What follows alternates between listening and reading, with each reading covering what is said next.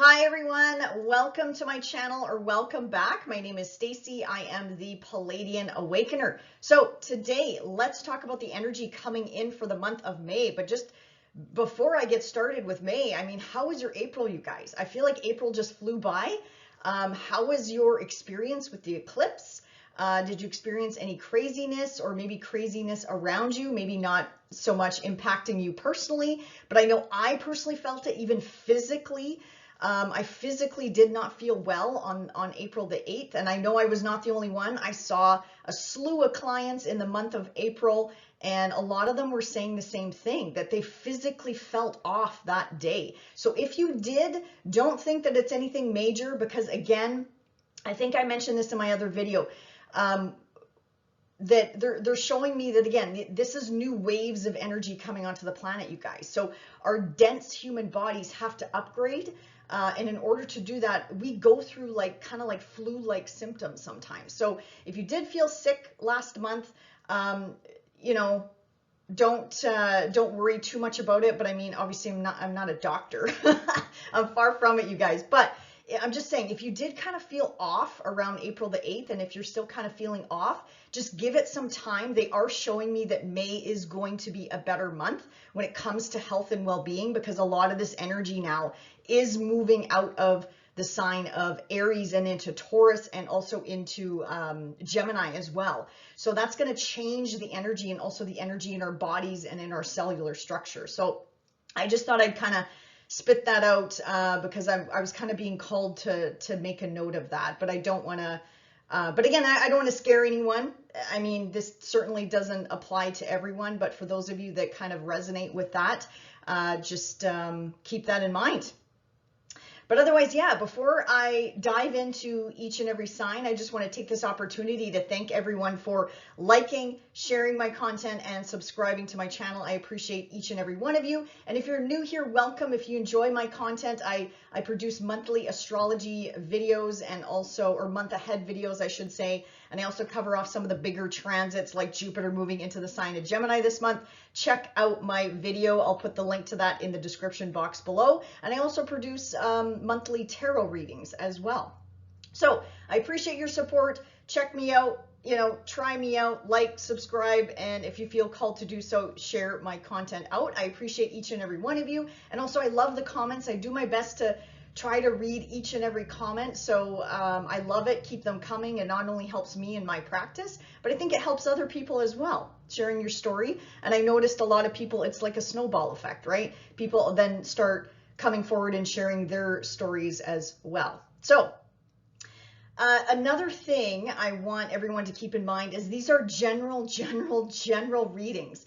So I don't anticipate these readings will resonate with each and every one of you, because there's so many different house systems out there, right? And it depends on even if you resonate with Western tropical astrology, which some of you don't even use, right? So take what resonates, leave the rest. I do use a whole sign house system, not only in my practice, but also in these general videos. And I also use Western tropical astrology. So again, everyone's natal charts are different, and it depends on what you personally prefer, how you read astrology, for example.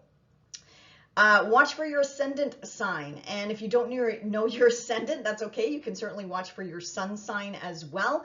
And any other personal planets that you want to watch for, you can do so as well to pull all this information together for you.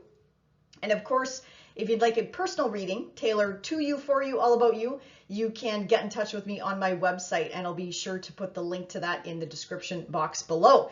Now, I'm just going to go through some highlights for the month, you guys. So just bear with me, just give me 5 minutes or so, because some of these I will not be covering in each and every sign, just because there's always so much happening each and every month, you guys. And if I did every single transit, I feel like this video would be 8 hours long. And for some of you, I lose you anyway after what, 60 seconds, if that. So anyway, so some highlights here for the month of May. Of course, we're going to talk about the new moon and the full moon. So we have a new moon happening 18 degrees of Taurus on May the 7th.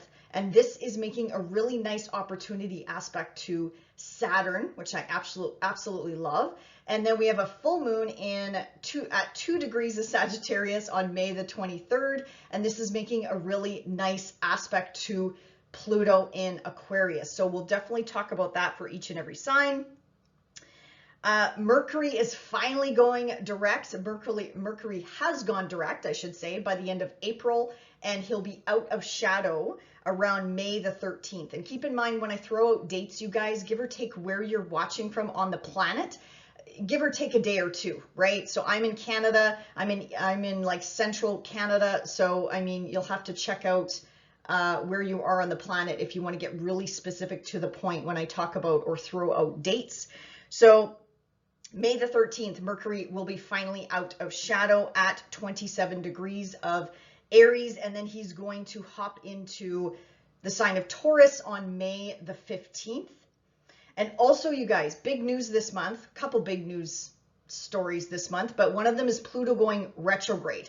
Now, this is the final retrograde where he backs into Capricorn at 29 degrees. And this is it, you guys. This is the final retrograde in Capricorn. We're not going to experience this again in our lifetimes unless we start living over, 250 years old, which may be possible over the next 20 years, who knows? But this is it. So I believe it's October, when he finally turns direct. And then once he pops back into Aquarius, this is it. Like the next retrograde, the next Pluto retrograde, he'll be in Aquarius. So this is the finale. This is the finish line, you guys, but it's not quick energy. It's not a light switch. So we have until the end of 2024 to wrap something up in our Capricorn house until we move into something new in our Aquarius house. And again, this is a transit that's been happening it's going to be 2 years coming up this this November. It's going to be about 2 years for this transit to fully come to sort of a completion point. And we're finally being nudged into that new beginning that we're craving so badly when it comes to, again, the Capricornian area of our life. And we're finally moving into that Aquarius area of our life where we're going to be completely transformed over the next 20 years or so. So again, I'll be here to talk about it like every single month, but I just want to highlight it that this is it. This is the finish line. We've been walking in between the worlds for over 2 years now, or coming into 2 years now. So just slow and steady wins the race. I feel like 2025, all of us will be definitely stepping into our new destiny, whatever that means for each and every one of us. Okay, and then we have the sun moving into Gemini on May the 20th. Venus, let me just see here. So Venus popped into Taurus on April the 29th. This is her home sign. Venus is very, very, very strong. And also finally, Venus and Mars are separated. So Venus and Mars have been traveling together in the sky for quite some time. Now they're finally separated by a sign, a whole sign. So Mars went into Aries on April the 30th, Venus and Taurus on April the 29th. So finally they're separated. And on top of that, they're in their home signs. So I feel like, again, May is going to be a month where we're finally going to get some of that traction. And also, I think this is also a really good thing for our relationships. Whether you're in a relationship or not, it doesn't matter, because, even in the workplace, our family, our friends, love relationships, partnerships, business partnerships, I feel like hopefully the relation side of our lives will get improved just naturally with Venus and Mars being separated finally in the sky. Now we have some great transits this month. Like I said, I wish I could go through every single one of them, but I'm going to hit some high points here. May the 18th, again, give or take a day or two, depending on where you're on the planet. We have the sun coming together with Jupiter. This happens once a year. This is a really beneficial day. Some people call this the most luckiest day of the year. So again, May 18th, this is happening at 28 degrees of Taurus.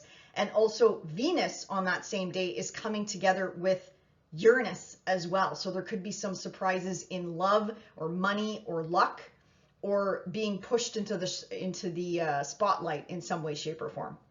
In a good way, hopefully in a good way. With Uranus, though, you never know. It's like expect the unexpected. Now on May the 23rd, we have Venus coming together with Jupiter. Again, incredible, you guys. This happens about once a year, but we got to wait a year for this, and it's happening this month. So Venus coming together with Jupiter, 29 degrees of Taurus, which is such a critical, pivotal degree point. So again, give or take a day or two, depending on where you are on the planet, but there's so many wonderful aspects happening this month. And also, I can't wait to talk about, we have the Sun, we have Venus, we have Jupiter all piling into Gemini this month at the end of the month. So that is going to make a trine up to Pluto, and I will be touching on that for each and every sign. And as I mentioned earlier, Jupiter moving into a brand new sign this month. Check out my video. I'll link it below. I'm not going to go through a ton of details with Jupiter moving into Gemini because I made that separate video. So if you're interested, go check that out. Otherwise, that is happening on May the 25th. Jupiter changing signs, moving into Gemini, and also Venus will change signs as well on May the 23rd, though, moving into Gemini. So we have a lot of energy obviously concentrated in Taurus and then newly moving into Gemini at the end of the month. Otherwise, that is about it, you guys. Let's move into each and every sign.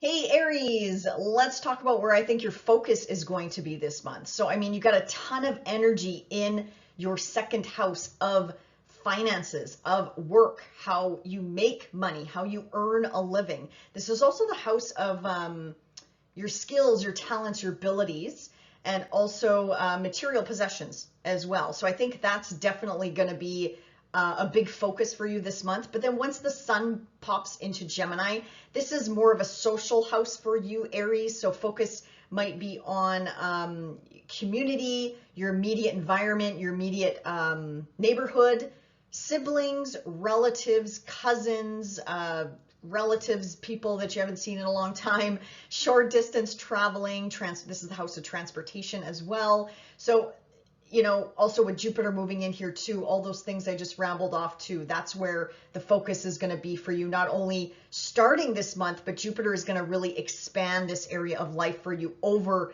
the next year. So again, if you want to learn more about Jupiter in Gemini, check out my video below. I made a whole separate video about Jupiter transiting Gemini and what that could mean for each and every one of us. So if you're interested, definitely check that out.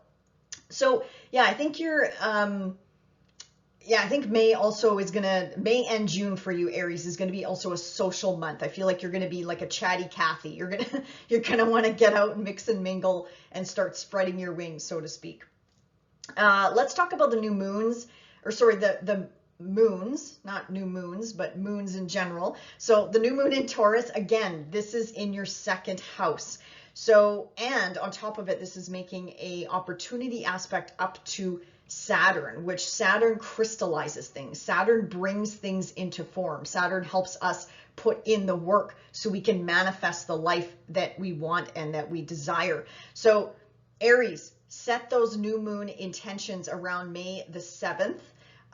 Call in whatever you want in this area of life. Again, this is the area of work. If you want to call in new work, if you want to call in new clients, if you want to create a business, if you want to increase your finances in some way, shape, or form, how are you going to do that? So call that in from the universe and plant those seeds of intention around this new moon, and they should come to fruition within 6 months from now, or at least a first chapter in this area of life as the lunar cycles continue to move throughout the year.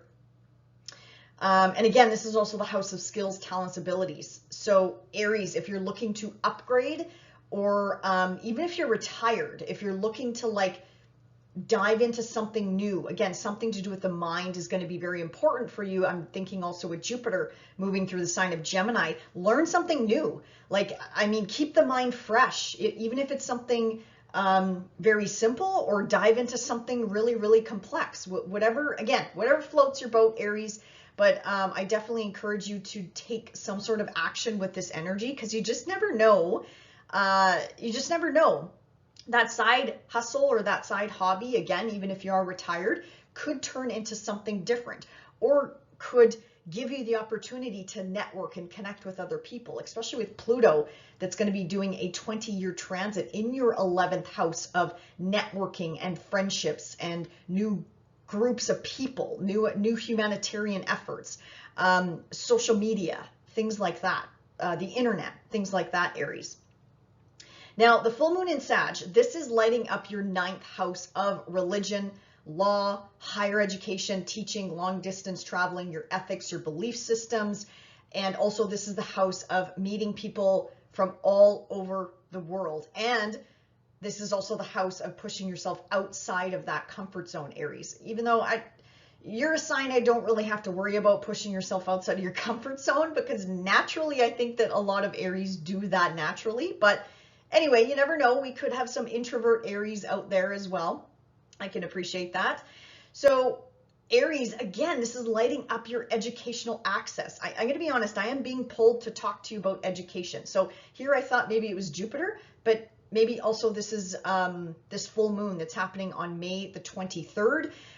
Early degrees of Sagittarius. So if you have anything at the early degrees of Aries, this is trining your energy, Aries. So this is incredible blessings, harmony coming into your first house. And also it's making a opportunity aspect to Pluto. So again, there could be a connection here with meeting new people, meeting new groups, friends, associations, memberships.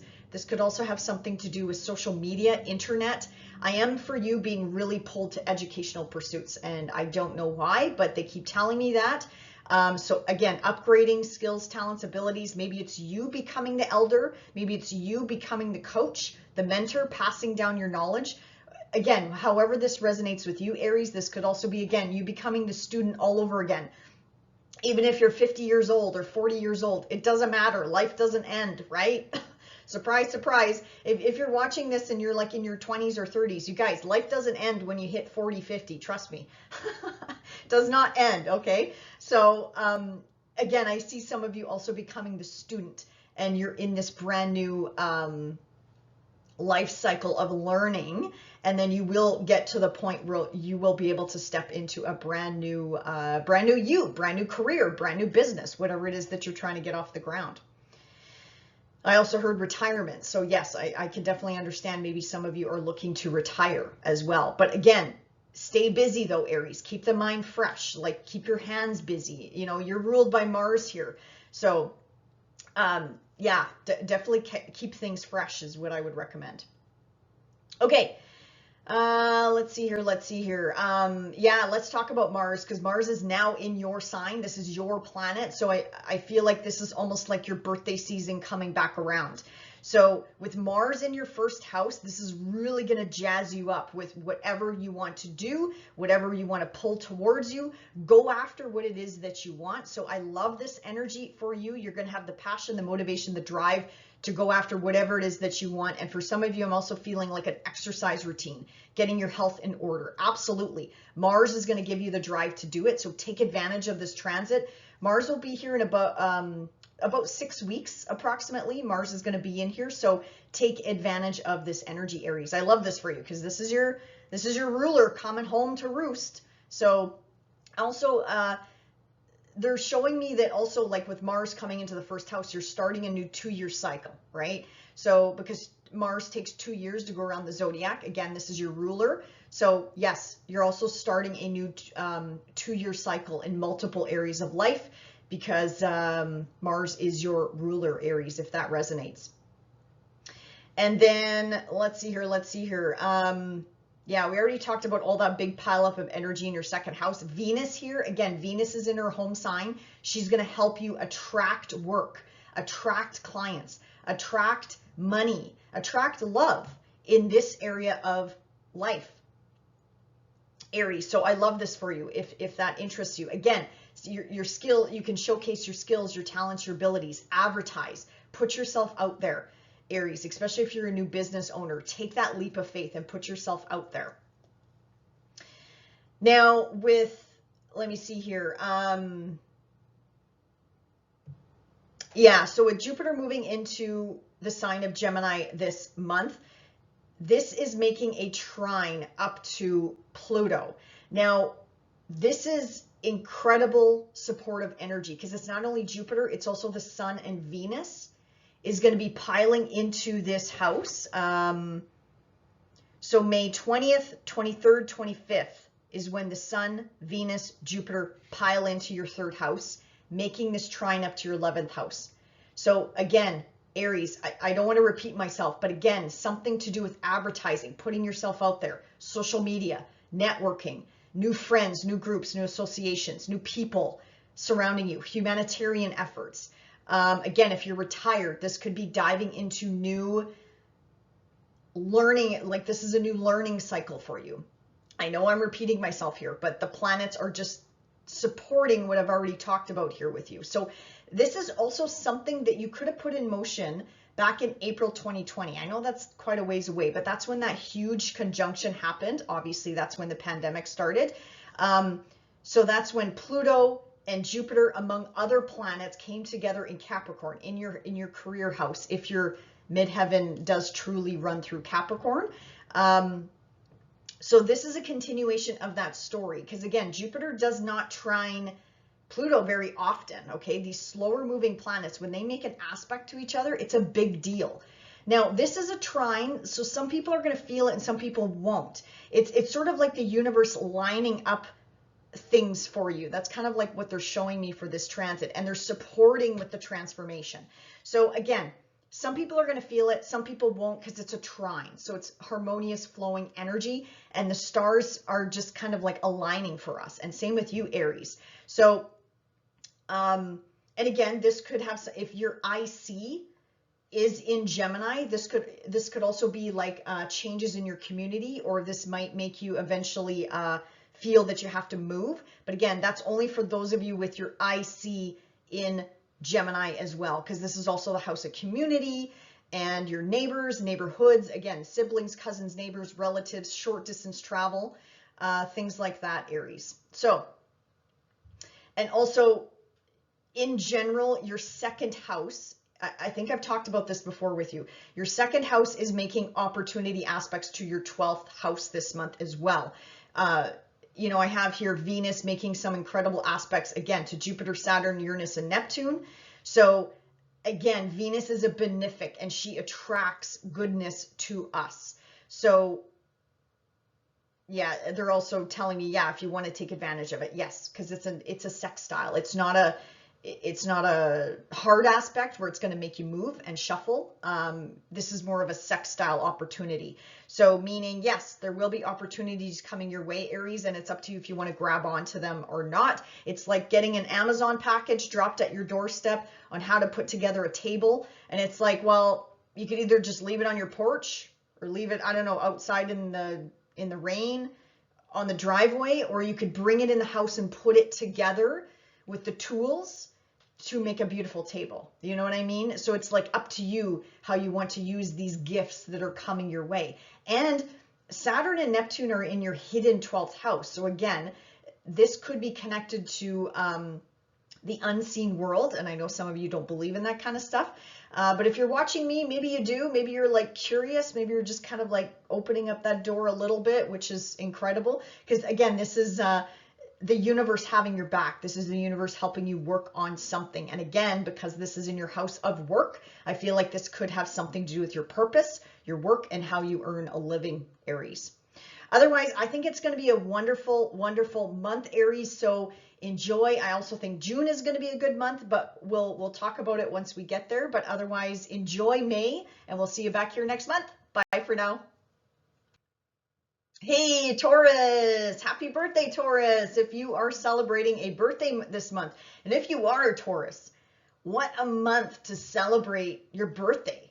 And you got a new moon this month. So whether your birthday is or around May the 7th, when this new moon comes around, set those birthday wishes, because this is your personal new moon that falls in your Taurus house, I guess, depending on what you're watching for. But even if you're watching for your Taurus ascendant, this is very important. This is going to be a very important month to set those new moon intentions, Taurus. So obviously the focus is still on you, Taurus. You got so much, like, are you vibrating yet, Taurus? Are you vibrating? Do you feel like something's got to change? Do you feel antsy? Do you feel ants in your pants? Do you feel like, Taurus, you got to be feeling a little bit like jittery because you got so much energy in your sign. So once the sun moves on, though, I mean, focus will eventually, because you got Jupiter piling in here, you got the sun piling in here, you got Venus piling in here, eventually Mercury will come around and pile in here. So the second half of the month, focus is definitely going to be on work, however it is that you earn a living, your finances, your investments, your material possessions. Also, this is the house of your skills, your talents, your abilities, Taurus. So, yeah. I don't even know where to start with you, Taurus, because I mean, I feel like you have the power to change your life. If you've been watching me for a while, that big conjunction that happened in your sign just recently, like we just went through this, and the energy is still fresh. The energy is still there, where Jupiter, Uranus came together in your first house, like all bets are off. You can change your life. You can change your life with this transit. In your first house, all areas of life are going to be impacted. So change your life, Taurus. If you don't like where you're at, if you don't like where you're living, if you don't like your neighbors, if you don't like your family, I don't know, if you don't like your job, if you like, do something about it. Like, honestly, this is the time where the universe is lining up the stars for you to do something big, to go big or go home. Like, it's just such an explosive energy, Taurus. So, and whatever you do right now, whatever you're working on right now, this is setting you up for the next 12 to 14 years of your life. So very, very, very exciting. I'm so excited for you, Taurus. Like, I can't, I don't even know where to start. Like I said, I don't know how to articulate it. But anyway, this new moon does make an opportunity aspect up to Saturn, which is currently in your 11th house of friendship groups, humanitarian efforts, also your role you play in friendship circles or memberships, groups, associations, you know, whoever you hang with, whatever groups you associate with or affiliate with. This is also the house of your hopes, your wishes, your dreams. This is also the house of social media, the internet as well. So again, if any of that rings true or rings a bell, plant those seeds of intention around May the 7th of what you want to manifest in your life. But I'd say go bigger than that. They're showing me like any sort of, I know I'm repeating myself here, but they are showing me anything you set your intentions with around this new moon is going to grow into something bigger and better than you could have ever expected, because Saturn is here to crystallize it. Saturn is manifestation, ultimate manifestation, but we have to put in the work with Saturn. Saturn's just not going to let windfalls come out of the sky. Now, if that does happen for you though, Taurus, please let me know. I'm dying to know. But otherwise, yes, this is crystallizing something from your 11th house to, again, in your first house, but the first house bleeds into all areas of life. Or this could have something to do with your identity, how you present yourself in the world, how the world sees you. Again, a status change or a change of career or a change of living or a change of relationship, whatever relationship means to you. This could be business partnerships, love relationships, or again, friendships as well, Taurus. Now, full moon lighting up your financial axis this month. So this is happening on May the 23rd at 2 degrees of Sagittarius. Now, this, again, this full moon is making a nice opportunity aspect to Pluto newly in your 10th house, Taurus. So again, your career sector is definitely going to be going through some transformation, to say the least, over the next 20 years. So this full moon, this is a culmination point. This is like an ending. So this could be a debt paid off.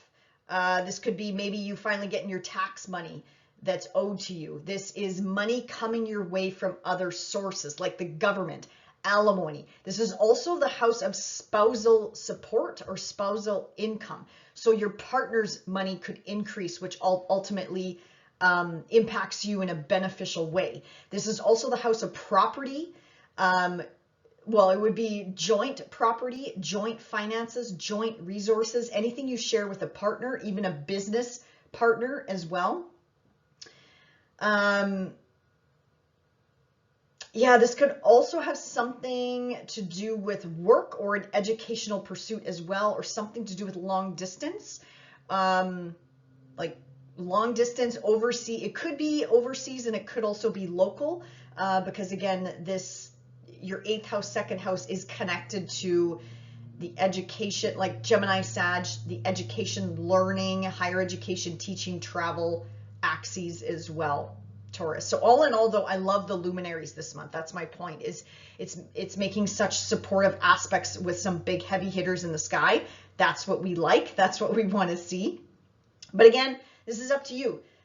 These are opportunity aspects, Taurus. So think of it this way. If Amazon drops a box at your doorstep and says, okay, here's a table, but you got to put it together. So you have options, right? You can just leave it on your doorstep.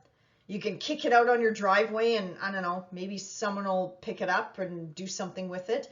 Or you could bring it in the house and make a table out of it. Or I don't know, maybe some of you will get creative and make a chair out of it, right? So I hope that makes sense, where these are opportunities coming your way, and it's up to you if you want to transform them, if you want to change them, if you want to take advantage, and if you want to bring in the benefits, or just kind of like, you know, let them go, you know, depending on how many benefits are coming your way, Taurus.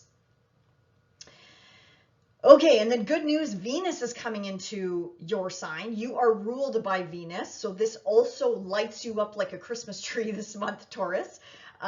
So yeah, what a birthday season for you. Yeah, they keep telling me that. What a birthday season for all the Taurians out there. So, but yeah, Venus attracts, right? So Venus attracts. They're also showing me you're starting. So when Venus pops into your first house, this is like starting a brand new 1-year cycle when it comes to love, money, and relationships and beauty. Venus in the first house is really good for beauty treatments, if that's what you're interested in or interested in doing. When Venus transits the first house, and even the second house when it comes to the face. So yeah, Taurus, I love this for you. You're attracting, right? And if you're already in a relationship, this is going to just glow up your relationship that much better. This is going to smooth things over as well. And again, you're the great attractor, Taurus. Like I know I keep repeating myself here, so so forgive me. Now Mars newly popped into Aries in your hidden 12th house. So Taurus, Mars in here is quite interesting though. I mean, it does make you a little bit like jittery in the 12th house. I mean, you can correct me if I'm wrong, but it might make you a little bit more jittery. It might make you difficulty sleeping. I find with Mars moving through the 12th house, it's like your subconscious doesn't shut down, and it's like you want to just go. But with Mars in here, I feel like this is going after whatever it is that you want, whatever it is that, again, that you want to call into your life, kind of like what I was touching at the beginning there. It's like bring in whatever it is that you want. Mars is also preparing you for a brand new cycle. So once Mars pops into your first house, again, that's a brand new kind of like 2-year cycle for you, because Mars takes 2 years to go around the entire zodiac. So Mars is sort of like helping you wrap things up. This is the house of endings and conclusions. But it's also preparing you and awakening you for a new 2-year cycle. And Mars also rules your 7th house of relationships. So this could be connected to a love relationship, a business partnership, a friendship. This could also have to do with contracts, agreements, negotiations as well. So yeah, there's definitely some sort of rumbling, bumbling happening here. This is definitely like just wrapping things up so you can start something new. So Mars is going to be in here for about 6 weeks or so. So just keep that in mind.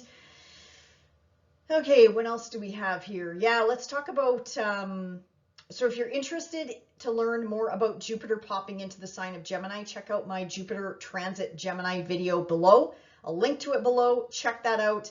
But otherwise, Gemini coming into your 2nd house, this is definitely going to expand or it should expand your finances. It should line your pockets a little bit better over the next year, Taurus. But this is also the house of skills, talents, abilities. So also upgrading is going to be beneficial for you this year as well, if you're interested in that.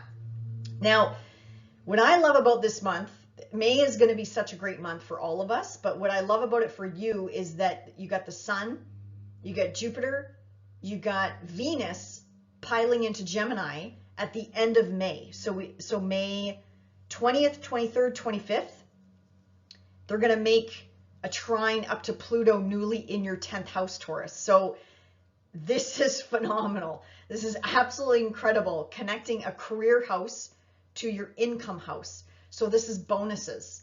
This is promotions. This is a change of status. Maybe some of you are getting married. Maybe some of you are getting divorced. Now, if you're happily married, don't freak out. I'm just talking to those people that hear me resonate. Resonate. This could be, because again, Pluto is in your house of status. When I say status, I mean going from single to common law, or single to common law to married, married to divorced as well. Okay, so that could be a possibility, but I mean, that's only for those people that resonate with, right? But this could be a blow up with your career. This could be you becoming the boss, you becoming the business owner, you rubbing shoulders with the right people in high places that can get you there as well. This is just attracting people in high places to help you out in whatever endeavor that you're pursuing right now. This could you finding a mentor, a coach. This could also have something to do with you being as a parent or parenthood, whatever that means for you. This is also the access of your parents. So there could be maybe changes in their lives, hopefully for the better, with being a trine aspect, but it is Pluto after all. So Pluto can be a mixed bag, depending on the energy and depending on what is happening in your life right now. But I like focusing on the positive when it comes to harmonious energy. Some of you are going to feel this and some of you will not feel this at all, because it's a trine. If it was a square, different conversation. If it was a sextile, again, that would be more of an opportunity that you have to grab onto. This is a trine. So this is like the stars lining up for you. This is things happening in the background. This is the universe having your back and just pouring in some sort of blessing in your next step. This isn't, I don't see this as a light switch energy. Think back to April of 2020 when we had that grand conjunction in Capricorn. This is a story that's evolving when all those planets came together. Yes, I know the pandemic happened, but I mean, it's not all about the pandemic. It's about us as well and how we're changing and evolving in our lives, personally, professionally, retirement, whatever the case may be. So this is a story that's unfolding. So this is just another chapter that the universe is supporting you with transformation. So for you, it's lighting up your work. So again, whether this is work, whether this is retirement, whether this is earning income in a new way. This, again, business owners, becoming a business owner, becoming the CEO, skills, talents, abilities. Like if you're upgrading right now, Taurus, perfect. Like you are setting yourself up for success, 100,000,000% setting yourself up for success, especially if you're taking advantage of this energy over the next year. And then also we have Venus making incredible aspects to Jupiter, Saturn, Uranus, and Neptune as well. So I can see this as a love aspect for you, Taurus. Not guaranteed, but I mean, I would have to look at your chart. But I mean, definitely you could be attracting in love from groups, people that you hang around with. And also, again, crystallizing those dreams, your hopes, your wishes, your dreams. And also something to do with social media, if that resonates with you. Social media, the internet, putting yourself out there, humanitarian efforts, and the list goes on and on, Taurus. But all in all, excellent month for you ahead, Taurus. So enjoy the month of May, and we'll see you back here next month. Bye for now. Hey, Gemini, happy birthday if you are celebrating this month. So lucky, lucky you. It is your birthday season. And what a birthday season to have, Gemini, because you got Jupiter, the great benefic, that is rolling into your sign this month, Gemini. So over the next year, glow up, blow up in multiple areas of your life, Gemini. So if you're interested in learning more about Jupiter transiting your sign over the next year, check out my video below, and I should say I'll link it down below in the description box so you can check out that video. I'm not going to dive into a lot of details with Jupiter moving through your sign, but I mean, anything moving through your first house can really impact multiple areas of life, Gemini. So you have a really packed 12th house, Gemini. So if you've been following me for a while, you're definitely continuing to wrap things up. I mean, Jupiter moving into your first house is the first step. And then the next step, if you've been watching me for a while, I'm so excited for when Uranus moves into your sign as well. So this packed 12th house just emphasizes the fact of healing, endings, the unseen, the universe lining things up for you. You might have some restless nights. I mean, Mars is not in here yet, but definitely when Mars pops in here, that's usually, you can get a little bit jittery, but we'll talk about that next month. But it's sort of like your hopes, your dreams, your wishes, the subconscious mind. Be mindful. They're showing me be mindful of your thoughts. Like notice what you're noticing, Gemini, because you're a great manifester right now. You're a big magnet right now. So be mindful what you're putting out there in the universe. Be mindful how you're talking to yourself. Be mindful how you're talking to other people, because I feel like you might be taking this with you into a brand new 12 to 14 year cycle. So they're just asking me to ask you, start noticing what you're noticing, because you're going to start bringing these things into form. So you want them, obviously we all want them on the highest, most positive level, right? Another thing they're showing me is that you're working through a lot of karma, Gemini, as well, because that packed, heavy 12th house, you're definitely burning off a lot of karma. So then once these planets pour into your first house, especially these heavy hitter planets like Jupiter and Uranus, once these heavy hitters come into your first house, it's like you've burnt off that karma. Now you're starting like with a new clean slate. It's like you're being reborn again, Gemini. So new moon in your 12th house on May the 7th, that's making opportunity aspects up to Saturn in your 10th house of career. So again, this is an angular house, especially if your midheaven truly does go through Pisces.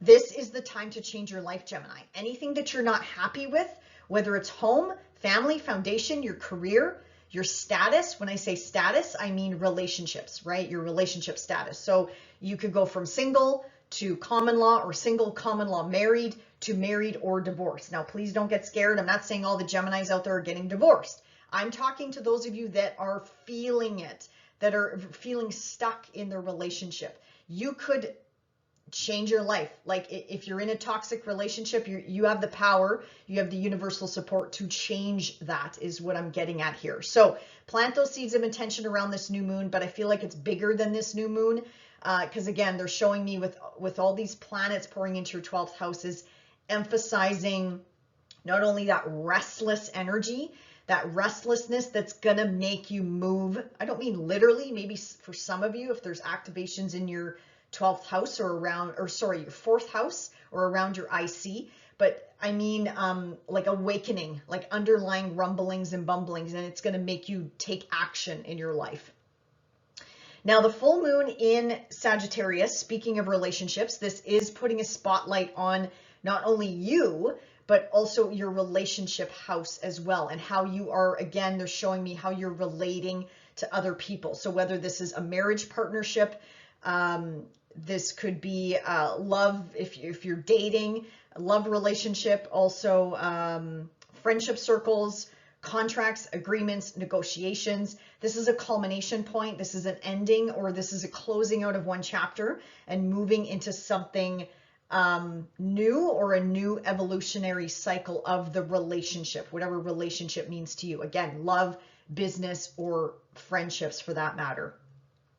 Also, this full moon is making a really nice aspect to Pluto, newly in your 9th house, in your Aquarian house. So again, this is the house of long distance traveling, educational pursuits, you becoming the elder, the coach, the teacher, you passing down knowledge to other individuals. I also feel like there's going to be a lot of Geminis out there that are going to transform other people's lives, because you are going to be the teacher. You are going to become the expert in something, and you'll be able to change other people's lives. Especially the 9th house is the house of the gods, Gemini. So with Pluto up here for a 20-year stay, there's definitely going to be a lot of transformation here in the highest part of your chart.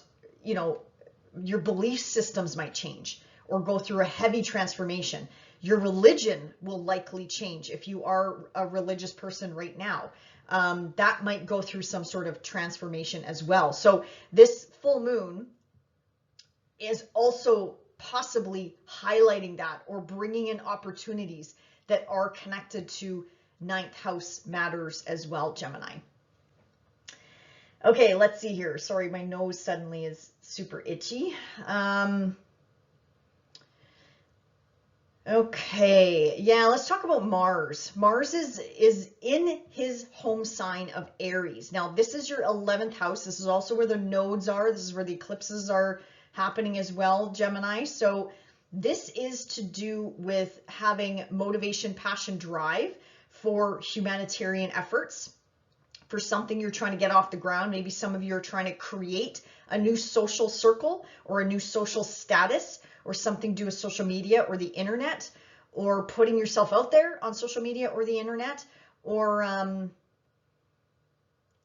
starting new friendship circles or getting to know new people or like-minded individuals. This Mars in here is going to really give you the power and the energy to go after what it is that you want. And also Mars in here is making opportunity aspects to your Gemini planets, placements, points. So again, I think this month, Gemini, you out of some of the signs are going to get a lot of traction this month when it comes to basically going after what it is that you want, your hopes, your wishes, your dreams. And again, the eclipses are here as well, right? So it could also have something to do with work, maybe something to do with cleaning up your health, your diet, your routines, habits, things like that as well, Gemini. Keep in mind with Mars in here, though, he can also irritate and inflame. So, you know, there could be some spats or disputes when it comes to maybe older siblings, or if you do have older siblings, or again, friends or friendship circles or humanitarian efforts, or again, whoever you hang out with, there could be some spats or disputes because, yeah, Mars, wherever he goes, he's a double-edged sword. It's just the way it is. He irritates and inflames. But what I love about Mars, he gives us the motivation, passion, drive to go after what it is that we want. Now, with Jupiter, the Sun, and Venus piling into your sign this month. So we got the Sun coming into your sign on May the 20th. We have Venus coming into your sign on May the 23rd. And then we have Jupiter coming into your sign for a 1-year stay starting on May the 25th. Now, when this happens, it's going to be making a trine up to Pluto in your 9th house. So again, something here, there's a harmonious flow of energy coming in from your 1st house up to Pluto in that 9th house. Like I mentioned, religion, philosophy, ethics, belief systems, higher education, teaching, training, long distance travel, anything to do with international matters or international cultures or foreign cultures or anything that is outside your comfort zone, anything that is different from you, Gemini. This is pushing yourself outside of your comfort zone, outside of that box that either someone has been putting you in or that you've put yourself in, Gemini. And don't get upset when I say that, because we do that to ourselves all the time. We restrict ourselves all the time by, guess what, the mind, right? You out of all signs would know that because you are ruled by Mercury, right? So a lot of you Geminis, Gemini is a very incredibly intelligent sign. However, one of the pitfalls of Gemini and also Virgo as well is they get in their heads a little bit too much, okay? And there's nothing wrong with that. That's how your sign is built. That's what you're here to experience. If you are a Gemini sun, if you are a Gemini rising, if you are a Gemini moon, you are here to experience that split, you know, they're actually showing me like almost like a split personality, but not in a negative way.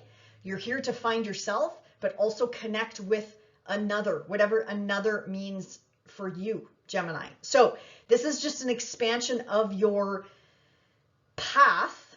And this actually goes back to when that grand conjunction happened in April of 2020. That happened in Capricorn for all of us in at least one area of life. Yes, the pandemic happened. I don't want to focus on the pandemic because yes, the pandemic happened, but you know, what were we doing back in April of 2020? What were you trying to start back in 2020, Gemini? How have you evolved from April 2020 to right now in this moment of time? So again, the sun, the sun, Jupiter and Venus is helping you with this transformation that's connected to your 9th house, but this is also your 1st house.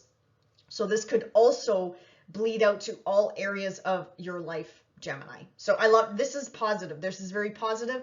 Some of you are going to feel this. Some of you aren't going to feel this because this is harmonious energy. This is the universe working behind the scenes in your favor, Gemini. So again, it's not a light switch energy. This is just part of the journey, and something's going to line up for you, whether it's this month, whether it's next month, whether it's at the end of the year, but something is lining up for your highest good, Gemini.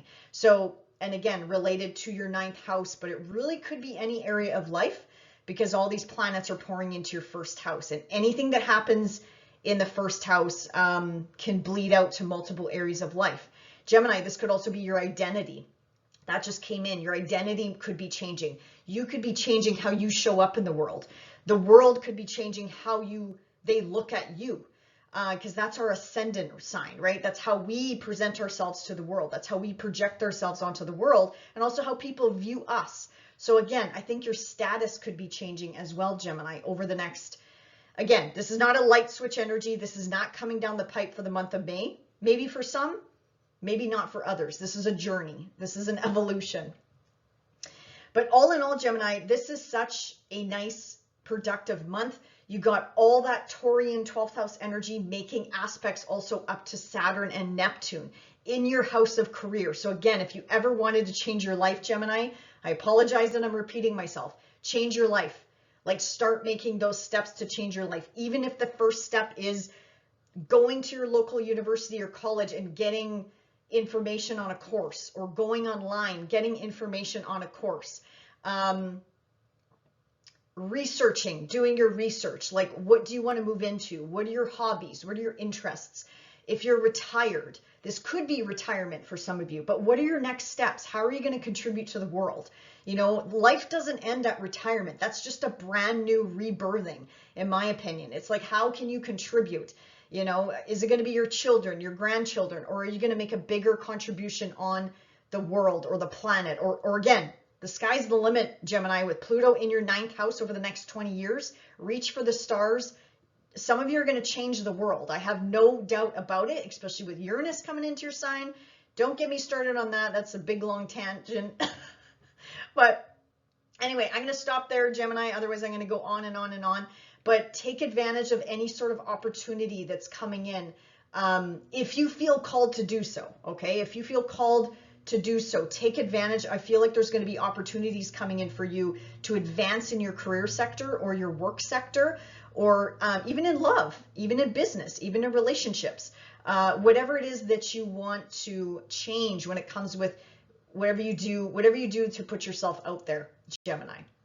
Otherwise, I think you're going to have a wonderful month, and we'll see you back here next month. Bye for now. Hey, Cancer, let's talk about where I think your focus is going to be this month. So focus is definitely going to continue to be on your friendship circles, whoever you call your friends, whatever you call your friends. This could also be the house of older siblings. If you do have older siblings, there could be, well, you got a lot of energy in this house as it is. So this could have something to do with older siblings, or communications from older siblings, or some action happening in your older siblings' life. This is also the house of your hopes, your wishes, your dreams, the house of social media, the house of the internet, the future, what you want to call in, humanitarian efforts, your community, people that you associate with, not only friendship circles, but like memberships and groups and things like that. Also your role that you play in these groups. So keep that in mind, what I just nattered off, because you've got a lot of energy in that 11th house right now.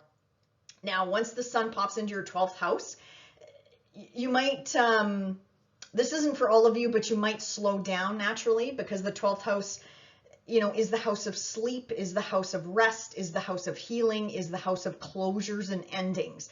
So Cancer, you are wrapping things up this month, because once the sun pops into your sign, it's your, you know, this is your solar year ahead. This is like a brand new beginning starting for you over the next year. So you're kind of like percolating. you're like percolating on ideas and hopes and wishes and dreams, and what do you want to call in, and what do you want to do over the next year. And even if you're retired, I'm not, you know, even if you're in retirement here, this is still things. And what do you want to do over the next year? How do you want to make a difference in the world when it comes to humanitarian efforts or whatever, again, whatever you are interested in, Cancer. So that's definitely going to be your focus this month. Don't hesitate to rest, especially once the sun pops into Gemini on May 20th for a whole month. So if you feel like you need to rest or sleep more or whatever the case may be, don't hesitate to do that. Because again, this is the sign or the symbols or the synchronicity that the universe is sending to you to slow down. It's giving you permission to slow down, Cancer. Again, this isn't for all of you because it depends on your personal birth chart. It depends on what you're watching for right now. But from a whole sign perspective, this is the green light giving you permission to slow down. Okay.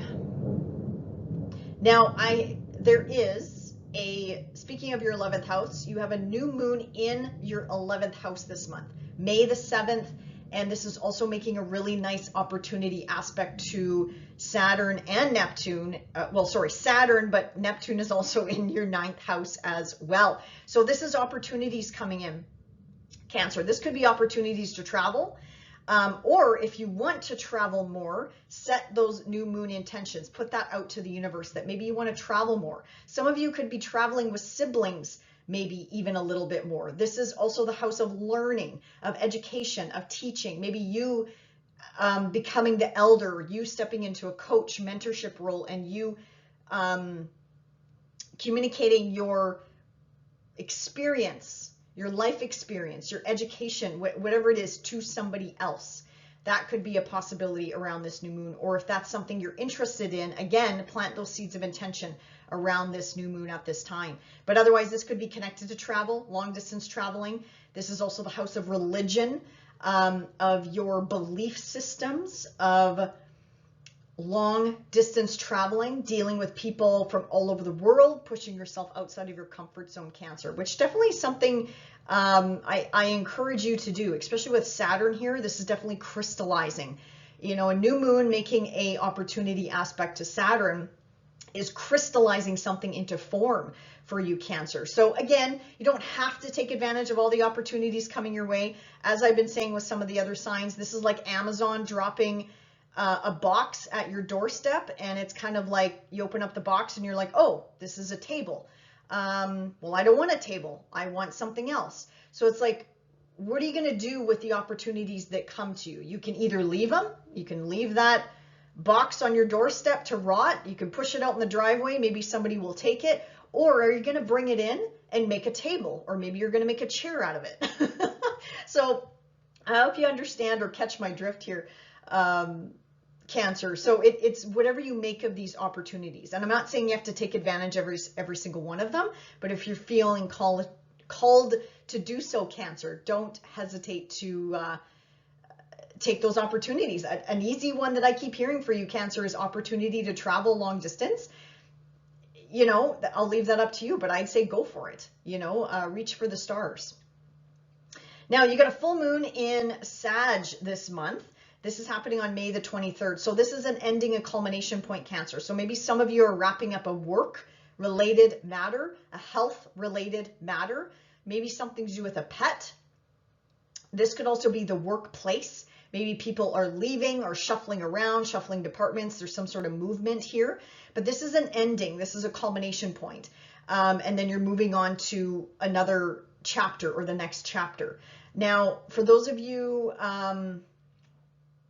see, this is also lighting up your house of spirituality as well, your hidden 12th house as well. So this also puts the emphasis on endings. And for you, Cancer, I keep hearing about travel for you. So I'm not sure how that resonates or if that resonates, but I mean, your 6th house is Sagittarius, and Sagittarius does rule technically the 9th house. So there could be a connection here to long distance traveling for sure, or traveling for work as well. Maybe some of you are wrapping up a job and moving into a job that maybe you you travel a little bit more, or maybe some of you are retiring and it's like, okay, now I'm gonna spend a little bit more time on the road and find myself, you know, so that could be a possibility as well. This full moon is also making a trine up to your 10th house if you have any planets in Aries. So again, this could definitely have something to do with status, your career, or even mom, dad, authority figures in your life, or you as a parent, something to do with you as a parent as well. Okay, now let's talk about Mars. Speaking of your house of career, let's talk about Mars here, because Mars is newly in your 10th house of career, especially if your midheaven is in Aries. Mars in here can be fantastic for career, going after what it is that you want, making those changes in the workplace or your career. This could be a change of status. So when I say a change of status, this could be changes in your relationship status, because the 10th house does rule how other folks see us, right? Whether we're married, whether we're single, whether we're common law, divorced, whatever the case is here. This might also have something to do with your bosses. So your bosses might be on a bit of I don't know how to say this politely, but a bit of a rampage this month. Mars in the 10th house, again, for those of you that work for other people, Mars in here is a double-edged sword. It can make people really irritable, including you, Cancer, but I'm also seeing this as maybe authority figures in your life, right? Parents as well. Your parents might be a little bit more prickly to deal with this month, Cancer. That could be a possibility as well. But yeah, Mars in here can sever, like especially if your midheaven is here. Maybe this is, again, an ending of a job. The full moon emphasizes that as well. Mars in here could sever a job and then welcome in something new in this area of life as well, Cancer. But all in all, from a positive perspective, Mars in here can really make you go after what you want. And if you've had enough of something, then maybe it's time to go. Maybe it's finally time to say, you know what, I'm retired. I'm out of here. Like I'm done. With the eclipses in here, Cancer, not a bad time. Not a bad time to retire. I'm just gonna put it out there. Not a bad time to consider a career change for sure, especially with the North Node here, Mars in here. Yeah, maybe time for a career change, Cancer. But if you're happy in your career, awesome. It just might mean there's going to be changes around you, right? Like new bosses coming in, new leadership coming in. If you own a business, there might be some people like shuffling out of your business, and then you got to hire more people. That could be a possibility as well, Cancer. Now, okay, so I did kind of talk about the 11th house there, Venus in here. If you're looking for love, if you're single, looking for love, you could attract in people that are not very far from you. So like friendship circles, groups, memberships, associations that you associate with. This could be also attracting in new friends with Venus in here as well. I mean, there's a big blow up in your 11th house, Cancer. So, and you just had a conjunction there with Jupiter and Uranus. So this is definitely a new 12 to 14 year cycle of new people coming into your life, new friendships, new groups, new associations, new humanitarian efforts. Also your role in these groups, memberships, associations that you belong to, your role could be changing as well. So Venus in here is just highlighting all that energy in your 11th house, but this is also the house of luck, your hopes, your wishes, your dreams, what you want to bring into fruition, and again, social media. So this could, for you Cancerians that are out there on social media land, or YouTube land, or Instagram land, or all the other platforms out there, this could be a blow up with your social media in a good way, in a positive way. You're looking very attractive, people are attracted to you, and again, you could be finding love even on social media. Maybe it's time to get on that dating app, whatever you're called to do, Cancer. But yeah, Venus in here, she's very strong in here, so she's just emphasizing that blow up in your 11th house here that's happening. Now, we also have a really incredible aspect happening this month with Jupiter not only moving into your 12th house, and if I didn't mention it already, Yeah, check out the link below. I made a whole separate video about Jupiter going into Gemini. So if you're interested, check that out below. I'll put the link in the description box there. But otherwise, the Sun, the Jupiter, and Venus piling into Gemini this month, May 20th, 23rd, 25th, is going to make a trine up to Pluto in your 8th house, Cancer. So Pluto newly in your 8th house. This is a bit of a heavier house. This is the house of death, rebirth, transformation, sex. It's the intense psychological house. It's also the house of fear, power, control. This is also the house of shared resources. So like shared money, shared finances, shared business partnerships, shared debt. This is also the house of taxes, debts, loans, inheritance. I could go on and on here. It's also a financial house. So Cancer, and this is a trine. So this could be a glow up with money. And if it's not you, it could be a partner that you're connected to. Or if you are reliant on an outside income source, which by the way, I think is going to change over the next 20 years with Pluto in here, because Pluto definitely is going to be transforming this house for you. But this is a 20-year transit. But this is something positive coming in, something positive coming to light. Some of you will feel this, some of you won't, because it's a trine, and also it's involving the heavy hitters. So this is the universe lining up the stars behind the scenes for you, Cancer, for you, with something to do with an 8th house matter. This could also be a transition or a new chapter when it comes to something that maybe you started or something that maybe happened way back in April of 2020. Yes, when that grand conjunction happened in your relationship sector in the house of Capricorn. Now, why am I going back to that? Because that's the last time Jupiter and Pluto were together in the sky, and that was a new beginning for all of us. Yes, the pandemic happened, but I'm focusing on how this is affecting you personally or us personally, not so much about the pandemic, because I think we're done with that. We've heard enough about that, right? So this is just an evolutionary step in your journey, but it's just highlighting your hidden 12th house of endings, of closures, of karma. I also see a lot of Cancerians burning off a lot of karma, and now they're stepping into a new life. Or you're being nudged or encouraged to step into a new life and embrace this new life that you created, Cancer. Yeah, so all in all, again, this is a beneficial aspect, but again, some of you might feel it, some of you won't. It's not a light switch. All in all, May is going to be a really nice month for each and every one of us. So otherwise, I'm going to stop there, Cancer. Otherwise, I'm going to go on forever. But enjoy the month of May, and we'll see you back here next month. Bye for now.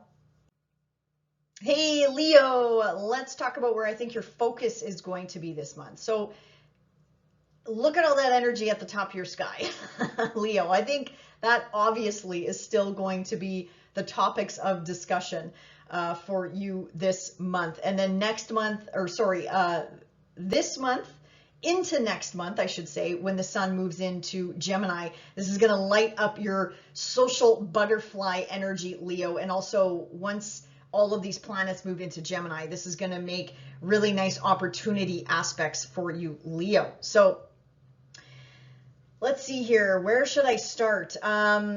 Before I forget, I did make a separate video about Jupiter moving into your 11th house, into your Gemini house. If you want to check that out below, feel free to do so, because I'm definitely not going to cover all of the details in this video like I went into more detail in my Jupiter transit Gemini video.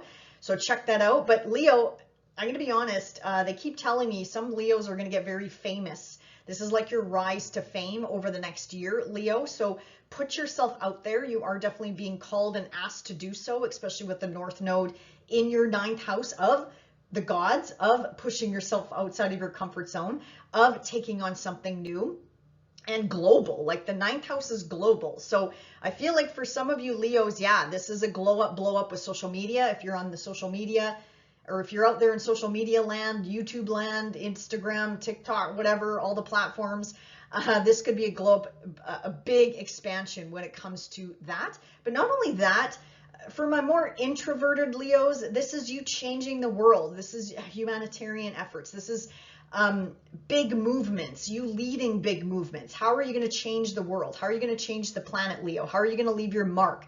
What is your legacy? What do you want to leave behind with all that energy in your 10th house, Leo? I'm getting ahead of myself here. This is just for the month of May. This is not going to happen in the month of May and then be done. I'm talking big picture here. So forgive me. Let me rein it back in. I'm a Leo sun. So I'm like, sometimes I go big or go home and I get on my soapbox. So, so anyway, Leo, I just wanted to spill that out because that's what they're telling me to do. So I'm heeding that call. Okay, so otherwise, yes, I think that's going to be the focus for you this month. And you have a beautiful new moon in your career sector, Leo, especially if your midheaven, your true midheaven runs through Taurus. This is definitely putting the spotlight on your career. I mean, you've had Jupiter in here over the last year. You've had Uranus in here since 2018. I have no doubt Leos have gone through a lot of shakeups, a lot of changes when it comes to their career. Again, if this is your true 10th house, because it depends on what house system you prefer. So Leo, plant those seeds of intention of what you want to manifest in your career. It's also making a really nice aspect to Saturn. Saturn crystallizes. Saturn brings into form. So Leo, if you want to start that business, keep going, by the way. Keep going, by the way. So this is crystallizing your finances. This is crystallizing a business partnership. This could also be changes with how you make money or how you earn an income, or your partner's income could be changing here. Partner's income could also be restricted here, Leo, because Saturn moving through the 8th house is also restriction, constriction. It forces you to tighten that belt, maybe rein in that debt. Instead of blowing a whole bunch of money, maybe it's time to rein in that income spending, right? Or maybe your partner lost their job and then you're the breadwinner now, you know? So whatever this is though, crystallize your intentions, Leo, because by the time the full moon comes back around in your 10th house, there should be some changes in a positive way because Saturn is supporting this new moon for you at this time. Now you do have a full moon down in your 5th house. This is the energy of your house, Leo. So this could have something to do with your children. This could have something to do with romance, dating, creativity, self-expression. This is also the house of a little bit of drama. Maybe there's nothing wrong with a little bit of drama, Leo. You're the epitome of that, so there's nothing wrong with that. But whatever this is, it's an ending. It's a closure, right? A chapter. It's like one chapter's ending. Now we're on to a new chapter, Leo. This also could have something to do with, again, social media, friendship circles, your hopes, your wishes, your dreams, anything you put out in the social media sphere as well. This could also have something to do with grandchildren as well, I'm hearing. So, but this full moon, Leo, is making an opportunity aspect to Pluto newly in your partnership sector. So for some of you, for those of you wanting to start a side hustle or business or whatever, get something off the ground, this could, there could be an opportunity here for a contract, agreement, and a negotiation, something like that coming in, a business connection, or it could be a romantic connection if you are single and open and looking for love. This could be finding a very powerful partner. This could also be, Leo, again, something to do with your children, okay? A culmination point with something to do with your children. Maybe you have children moving on to college, university, whatever. Or, again, a child just naturally growing up. Maybe they're moving into a new stage of their life as well, Leo. But regardless, Pluto is supporting this full moon, this transformation, because Pluto's all about transformation and ensuring that we are being stripped down to our true authentic selves, Leo. So, okay, let's see here. Okay, yeah, let's talk about Venus. So Venus also in that packed 10th house. This could attract, Leo, not only money or income coming your way when it comes to work, whatever you do on a work-related basis. Now, if you are retired, again, with a full 10th house, this could be retirement. Not a bad time to think about retirement, actually, because this is also your house of status, change of status. So going from, again, being a big wig in your career or being a business owner or whatever, and maybe going back to school. Or this could be, again, being in a career to going to retirement. This could also, for some of you Leos out there, this isn't going to apply to all of you, but this is a status change going from married to divorced or single to married, because the 10th house is status. So, I mean, all this energy in the 10th house, I have no doubt that some Leos out there are getting married, because that's a status change, right? It's however the world sees us. It's however we project ourselves out there as well. So Leo, lots of changes here. Venus in here is going to just help you attract whatever it is that you want in your life. For those of you that are single, with this full moon not only in your 5th house of romance and dating, you could find love at work as well. Whatever you do at work, you could attract in a partner at work as well. And Venus is very strong here because this is her home sign. Now, Leo, Mars, newly in your 9th house of Aries. Mars is very, very, very strong in Aries because Mars rules Aries and Scorpio. So Leo, and this is making trine aspects to your Leo placements. So this could jazz you up. This could energize you up, which is not a bad thing. For those of you that are going back to school or educational pursuits, this is going to give you the motivation, the passion, the drive to go after what it is that you want. This could also have something to do with the legal system. This could have something to do with, again, higher education, teaching, traveling, long distance traveling in particular. This is setting your sights on something higher. I think I talked about that maybe last month. The eclipses are setting you all up for this as well. Like, reach for the stars, Leo. You have such big activations at the top of your sky. So put yourself out there if you're interested. Put yourself out there. Start making those big moves, because I can guarantee the universe is going to meet you more than halfway, especially with the North Node up in your house of the gods. So Mars just is activating this to go after, light a fire under your butt to go after what it is that you want, Leo. Keep in mind, though, Mars is a double-edged sword, so there could be some irritation and inflammation when it comes to this area of life as well. Also, maybe conflicts, bickering with family members, parents, your kids, friendship circles as well. Mars, unfortunately, can cause a little bit of bickering, make people a little bit more prickly.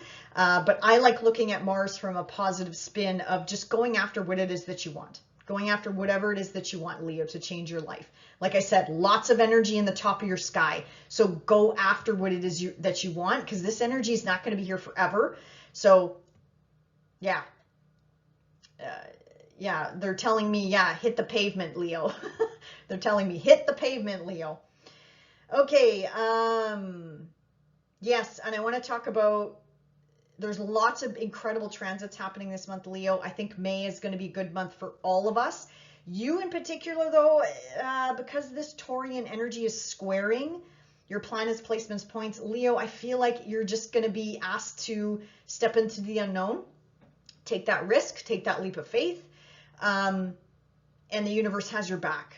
I just feel like, May is going to be a good month, but at the end of the day, all this energy is squaring your energy. So you're going to want to make a move. You're going to want to take that action. I don't mean a literal move. It could be for some of you out there, but take that action. Okay, step into the unknown, take that calculated risk, and I feel like it is going to pay off for you. Absolutely. Now, we have the sun, we have Jupiter, we have Venus piling into Gemini. This is happening May 20th, 23rd, 25th. This is going to trine your Pluto placement in your 7th house. So Leo, this could be, for some of you, this could be attracting in a really powerful partner, or taking the next steps with your current partner, or again, something to do with social media, something to do with being in the spotlight, being recognized for something as well. This is also, again, the house of your hopes, your wishes, your dreams. Again, Leo, go big. Dream big, go big, go, like, I know I'm repeating myself, so I know I need to shut up, but yeah, Leo, whatever this is, some of you might feel this more than others because it is a trine. Sometimes we don't feel trines because that's the universe lining up the stars for us, helping us, supporting us. Pluto here, this is helping you transform not only your relationship sector, whatever relationships mean to you, whether you want to go after new love, whether you want to take that step and divorce. Yes, I'm not saying all of you are getting divorced, by the way, so don't freak out when I say that. I'm talking to those Leos that feel me, that this is your green light. If you're in a shit relationship, Leo, this is your green light. Move on.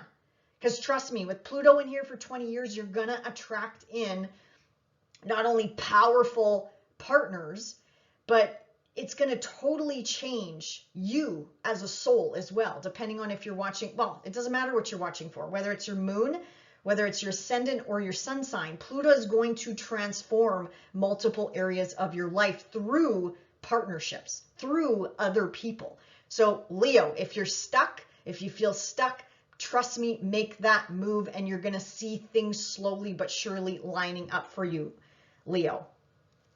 Otherwise, as I mentioned, I think this is going to be a beautiful month. Also, this could be a really good month for your partner's finances. If you're connected with someone, I think this could be a glow up, blow up with your partner's finances, or getting rid of debt, or money coming from inheritance or other sources. Maybe you're getting your big tax check. But yeah, there also could be benefits coming in for your partner, whether this is in love, whether this is in business, or anyone that you're connected to, or if anyone supports you, like the government. I feel like there could be some benefits coming your way this month as well, Leo. Otherwise, I think May is going to be a wonderful month. So enjoy the month of May, Leo, and we'll see you here next month. Bye for now. Hey, Virgo, let's talk about where I think your focus is going to be for the month of May. So obviously, huge pile up in your 9th house. So that's definitely going to be one of the focus points, or continued focus this month. And then once the sun pops into Gemini, it's full on when it comes to your career, your purpose, your status, you as a parent, possibly as well. This could also highlight bosses, authority figures, you as a parent, but also this is the access of parents as well. So Virgo, but yeah, let me go back to that 9th house because it's such a packed house right now, and you have a new moon there. So this is the house of religion, law, higher education, teaching, long distance travel, ethics, belief systems. This is meeting people or connecting with people all over the planet. This is reaching for the stars. This is the house of the gods. This is also pushing yourself way outside of your comfort zone, Virgo. And on top of it, all this energy is trining, pouring blessings into your Virgo placements or angles, whatever you're watching for right now, Virgo. So I love this energy for you. I absolutely love it. So that new moon is making an opportunity aspect to Saturn in your 7th house of relationships.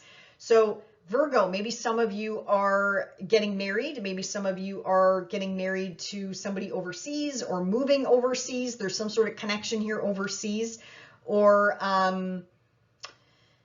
could also be attracting in new business partnerships, new people of like-minded themes when it comes to your business. This could also be attracting in new friendships as well over the next several years, with Saturn in here crystallizing, manifesting in this area of life as well. But contracts, agreements, negotiations, and marriage is definitely highlighted for you over the next few years with Saturn in here.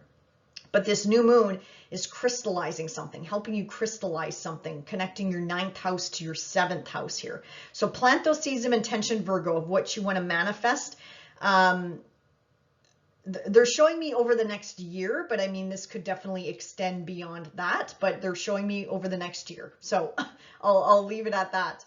Now, we do have a full moon down in the bottom of your sky in your home family foundation. So this could be highlighting retirement.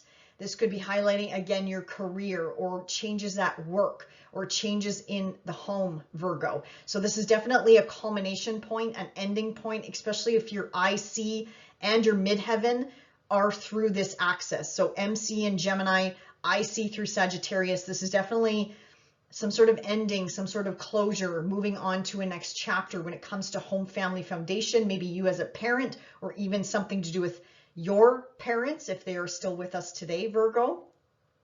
Now, it's also making a really nice opportunity aspect to Pluto. I love the energy this month. I feel like May and June are going to be really nice months for each and every one of us. So this is, for those Virgos out there that want to retire, I would say, you know, I'm not saying retire this month, but that's a possibility, or at least consider it. At least put those wheels in motion. Or change of career. For those of you that want to step into a new career, yes, absolutely. With Pluto in your 6th house, especially if you're watching for your ascendant, this is going to completely transform what it is that you do for work on a day-to-day basis. So Pluto here is helping you with this closure, with this ending that's happening in your 4th house. And again, key angles here, 4th house, 10th house, and then Pluto transiting this heavy 6th house.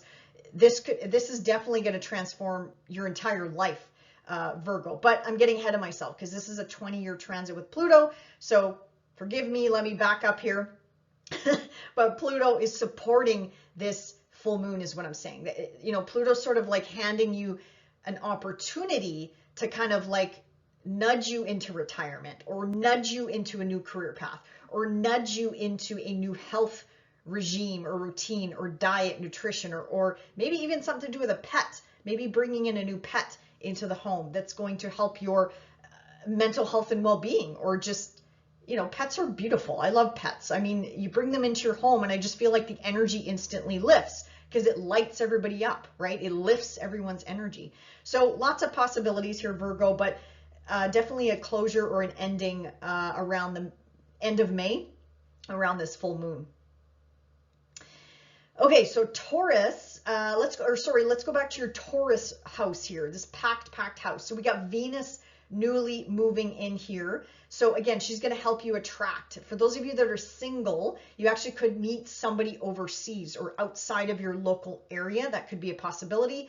But this could also be wherever Venus goes, she not only smooths over this area of life, but she also attracts in usually money or material possessions or resources or love in this area of life. If for those of you connected, you know, church groups or anything like that, or religion or spirituality, you could again attract in a partner or meet a partner while doing a pilgrimage, or again something to do with a church event or a religious ceremony, or again just whatever group or association that you are connected with. That's definitely a possibility. And again, for those of you that doesn't resonate, this could be money coming in from outside sources, like globally, literally, you know, reaching a wider audience here, Virgo. So actually, if you do have a business, Virgo, I would say this is a really good month to advertise, because this is the house of the gods. This is reaching a huge audience. So I would say go ahead, you know, Virgo, definitely a really good month to advertise. Okay. Mars newly in your 8th house. So Mars is very strong in Aries, just like how Venus is strong in Taurus. They're both in their home signs. So Mars in the 8th house, keep in mind this is a double-edged sword. So for some Virgos out there, this could be a separation of assets. This could be a finalization of maybe even divorce paperwork, property, buying, selling, separation, getting rid of things that you don't need anymore, paying off, I don't know, that debt, or getting, you know, alimony, things like that. But Mars in here also revs you up to go after what it is that you want, Virgo. So if you go after that money, go after that business partnership or that client group, or whatever the case may be. Mars is helping you go after what it is that you want, basically. But just keep in mind, wherever Mars goes, he's a double-edged sword. So he can also irritate and inflame or separate or sever. Or I like looking at Mars as the more positive aspect of, you know, he's action, he's motivation, he's passion, he's drive. Without Mars, we would all be couch potatoes. I swear.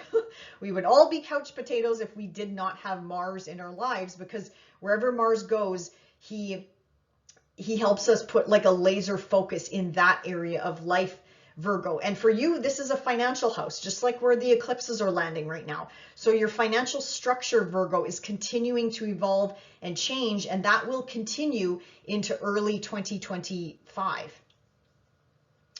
Now, another highlight this month that I want to touch on is, so we have Jupiter moving into your 10th house. So forgive me, I can't remember if I mentioned this or not, but check out my Jupiter transit Gemini. I'll put the link in the description box below, but Jupiter is moving into your 10th house this month. This is huge for your career, your status, your reputation, whatever it is that you want to do, whatever it is that you put yourself out there in the public eye. This also has something to do with you as a parent. Maybe some of you are going to become a dad or a mom or an authority figure to someone. Maybe some of you are going to become a grandparent this month, or an aunt or an uncle. That's a possibility as well. This could also have something to do with your parents, Virgo, as well. Some sort of expansion or some sort of change in their life could be coming in.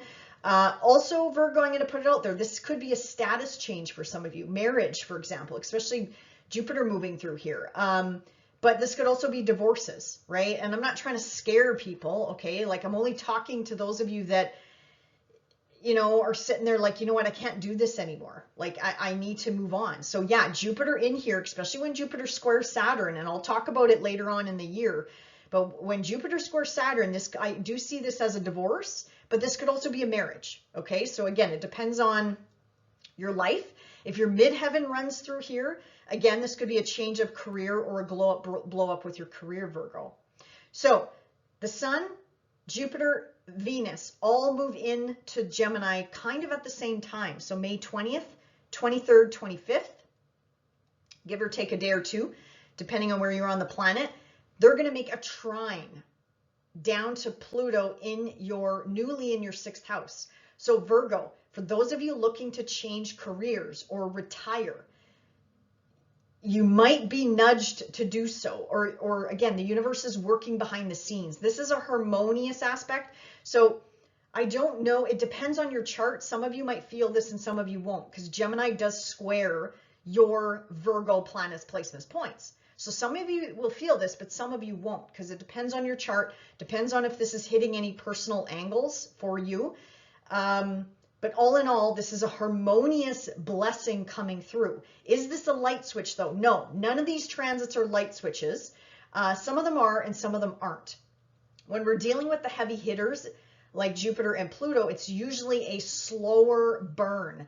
It's usually something that's happening behind the scenes constantly, where the personal planets can sometimes be a little bit more quicker energy, quicker manifestation. So again, Virgo, for you, career change, work change. If you own a business, if you run a business, changes in your business, turning a side, turning a side hustle into a business. I'm talking too much already today. Change, again, something to do with you as a parent. Some of you could becoming parents, whether that's to children or to pets, because clearly pets are also going to be a part of your life over the next 20 years with Pluto in here. Or maybe some of you are moving into a career working with animals, working with service animals, or somehow, again, this is you being of service, Virgo. How are you going to change the world? This is your legacy that you are leaving behind. With Jupiter moving through your 10th house over the next year, this is you building on a new legacy or building on your current legacy. It depends on what you want to do or what you're doing right now. It depends on what, basically your age. It depends on what stage of life you are at this time. Some of you, again, retirement, change of career, and then some of you are going to continue to build on your career and move up that corporate ladder or move up that business ladder, whatever you're interested in, Virgo. So all in all, very positive month ahead. And again, huge glow up in that 9th house. making beautiful aspects to Neptune and Saturn in your 7th house of relationships, Virgo. So again, crystallizing, bringing things into form, bringing money into your life, bringing definitely partnerships into your life as well, Virgo. I have no doubt you're going through a lot. You've been going through a lot of lessons with Neptune in here for many, many years and Saturn in here as well. But all in all, Virgo, I think May is going to be a great month. June is going to be a great month as well. So enjoy the month of May, and we'll see you back here next month. Bye for now. Hey Libra, let's talk about where I think your focus is going to be for the month of May.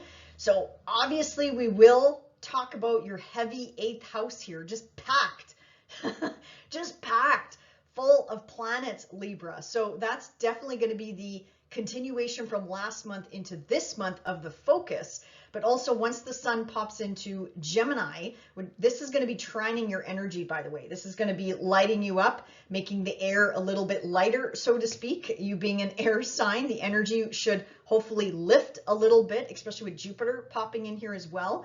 So focus is going to be on 8th house and 9th house matters for sure. So 9th house is this is your education access. This is also traveling long distance in particular. This is legal, like law, the legal systems, justice system. This is pushing yourself outside of your comfort zone.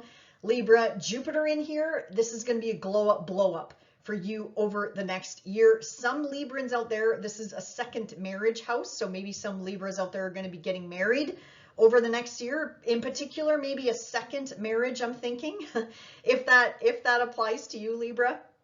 Now, I did make a separate video about Jupiter diving into the sign of Gemini over the next year. So this energy is going to be with us for quite a while. So if you want to check that out, I'll put the link in the description box below if you want to learn a little bit more about Jupiter transiting the sign of Gemini. But otherwise, with the sun lighting up your 8th house, 9th house, that's definitely going to be the continued focus for the month of May and into June as well. Now, this new moon in Taurus, this is your 8th house, Libra. So this is a very heavy, heavy, heavy house. This covers so many things: shared resources, shared finances, shared debt, shared property. This is definitely a financial axis for you, but this more so rules your partner's finances or your income from other sources like the government, alimony. Maybe you are separated or divorced and you're still getting an income from your ex-partner.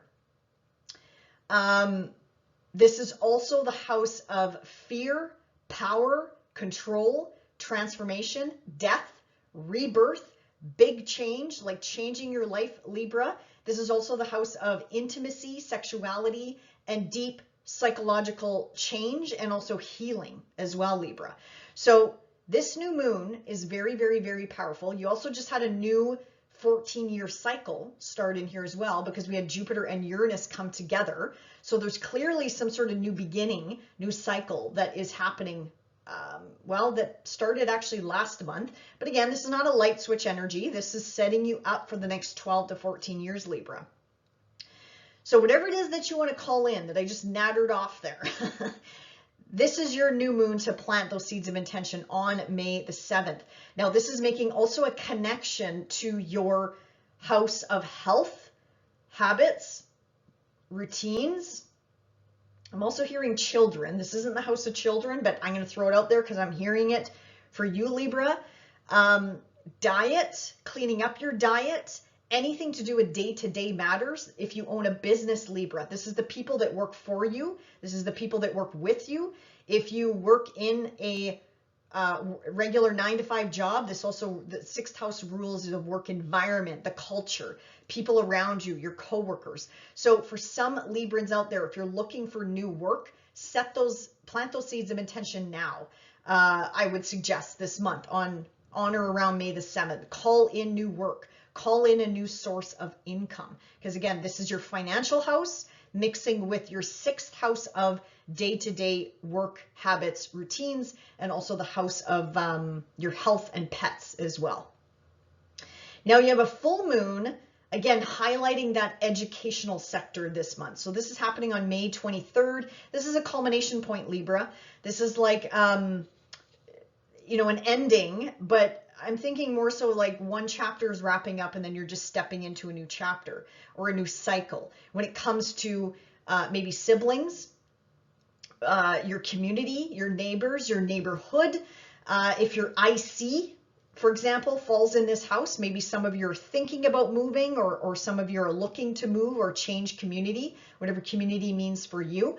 But again, this is highlighting your educational sector, where Jupiter is going to be coming in here as well, emphasizing the fact of learning new skills, or something to do with travel, something to do with being a social butterfly, engaging with your community more.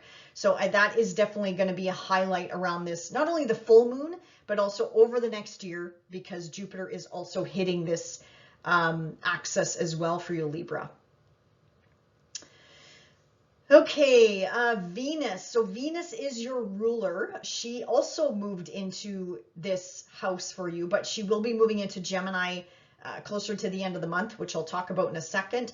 But Venus in here again attracts, right? So this could be improvements in your partner's income, whether this is business or in love. So this is good news for a glow up when it comes to resources, property, buying, selling, material possessions, relationships. Things are hopefully coming your way in a positive way, Libra. But again, this could be a blow up with your partner's finances. But again, this should impact you in a positive way, and also income coming to you through other sources as well could be a possibility as well, or buying, selling, right? Maybe you're selling a property, maybe you're getting rid of a property, and then again, that's lining your pockets or lining your savings account, Libra. And again, this is your ruler as well. So your ruler is very strong for the month of May. So she should be bringing in blessings to you in this area of life, or your partner as well. Mars newly in your relationship sector. So Mars is going to be here for the next 6 weeks approximately. Mars is a double-edged sword, Libra, I'm going to be honest. So Mars gives us the motivation, the energy, the passion, the drive to go after what it is that we want. However, Mars can also irritate and inflame wherever he goes, and he's very strong in Aries, just like he's very strong in Scorpio. Those are his ruling houses, Libra. So I'm going to put it out there. There could be spats and squabbles when it comes to your love relationships or business partnerships or even friendships, Libra. Yeah, Mars in here can also sever. Okay, so maybe some of you are signing divorce paperwork. Maybe you are signing on the dotted line, again, to sell something, selling property or splitting assets. Some of you could be ending a job, severing a contract, an agreement, whatever that means for you. So Mars can also sever, which is not a bad thing. And I'm not saying everybody's going to split up, but I'm just saying for those Librans who maybe are going through a separation or a divorce, Mars in here is it's like the final straw. Finally, you sign on the dotted line, it's gone, it's like, see you later, it's finalized, like paperwork being finalized. For those of you that, again, maybe you're taking on a new job this month, signing on the dotted line, severing a contract with your current employer, taking on something new. For those of you that own a business, this could also be, again, hiring maybe new people, coming into your workspace or your business, whatever the case may be. Let's see here. Okay, I want to talk about, yeah, the Sun, Jupiter, and Venus coming into Gemini. So this is happening, Libra, May 20th, 23rd, 25th, and this is trining your energy. If you have anything in Libra at the very early degrees of Libra, this is incredible. This is making a huge air trine in your chart. So your Libra house is being lit up, your Aquarius house is being lit up, and your Gemini house is being lit up. So I feel like there could be a lot of communication coming your way. There could be a lot of beneficial energy, obviously, coming your way, harmonious energy coming your way, and Pluto is helping you transform something. So Pluto is newly in your 5th house. So Pluto in here is definitely going to transform your romantic relationships, your romantic partnerships, how you date, Libra. Also, this is transformational for your kids as well. If you do have kids or grandkids, this is huge. This is, again, a 20-year transit of transformation, not only for you in this area of life, but also for your children as well. So this could be a positive energy coming in for not only you, but your kids or your grandkids as well. Maybe you got some kids leaving the nest. I can see that as a possibility as well, especially with Jupiter being in the 9th house of higher education. They could be going away or moving away from home to take on their new life, new journey, their new path that's just beginning right now. But this is also the house of entertainment, hobbies, gambling, as I said, romance, romantic gestures, things like that, having fun, basically, Libra. So I love this with this energy coming out of your 9th house of the gods. Again, this could have something to do with spirituality, could have something to do with, I just heard channeling for those of you in dabbling in the metaphysical realm. This could have something to do with, again, international matters, like you reaching a higher, wider audience. This is also the house of publishing, Libra. So any of you out there that are writers, put your work out there. Absolutely. Because Pluto in the 5th house, this is taking a hobby and transforming it, like making a greater impact on the planet, like leaving behind a legacy, whatever you're doing right now. So this is definitely incredible energy pouring in. Some of you might not feel this and some of you will. I feel like for most Librans then, though, this is going to be like something happening on the back end, because sometimes trines we don't feel. It's just like the stars are going to line up for us. Stars are going to line up for you, Libra. Like the universe is working with you, behind you, whether you realize it or not. And then suddenly blessings are just going to start kind of like falling into your lap slowly but surely. I'm not saying everything's going to happen this month. When we're dealing with Jupiter and Pluto, this is a storyline that's unfolding. Something that started way back in April of 2020. Besides the pandemic, I don't want to talk about the pandemic, but something began for us back then. April of 2020, something shifted in all of us on a physical, psychological, cellular level. And this was starting in your 4th house of you as a parent, home, family, foundation, anyone living under your roof. You as a parent, your parents, parenthood, how you show up as a parent, how you show up for your parents, how you show up for authority figures or a boss. So something was started back then. And then this is the storyline that's going to continue with Pluto now in your 5th house, a new energy, and then Jupiter in that 9th house, another new energy. So, and they're talking in a nice flow versus a square. So like I said, some of us will feel this, some of us we won't. But just know the universe is working with you, Libra, not against you. So that I love this. I love this for each and every one of us. I think May is going to be such an incredible month. I think also Libra, you could be getting breakthroughs when it comes to your health as well. Again, work should be going a little bit better, or again, you're going to have opportunities to maybe change your work, get out of your workplace, or maybe get rid of people in your business that aren't working for you, whatever the case may be. There's opportunity this month flowing in from your financial house, resources house, into that 6th house of day-to-day habits, routines, health, work, pets, your coworkers, your environment. There could be some changes, some shuffling this month, Libra. So, and they should be beneficial. They should be beneficial. But again, these are opportunities coming in, and it's up to you, Libra, if you want to take advantage of those opportunities or not. But all in all, Libra, I think May is going to be a good month. Otherwise, enjoy the month of May, and we'll see you back here in June. Bye for now.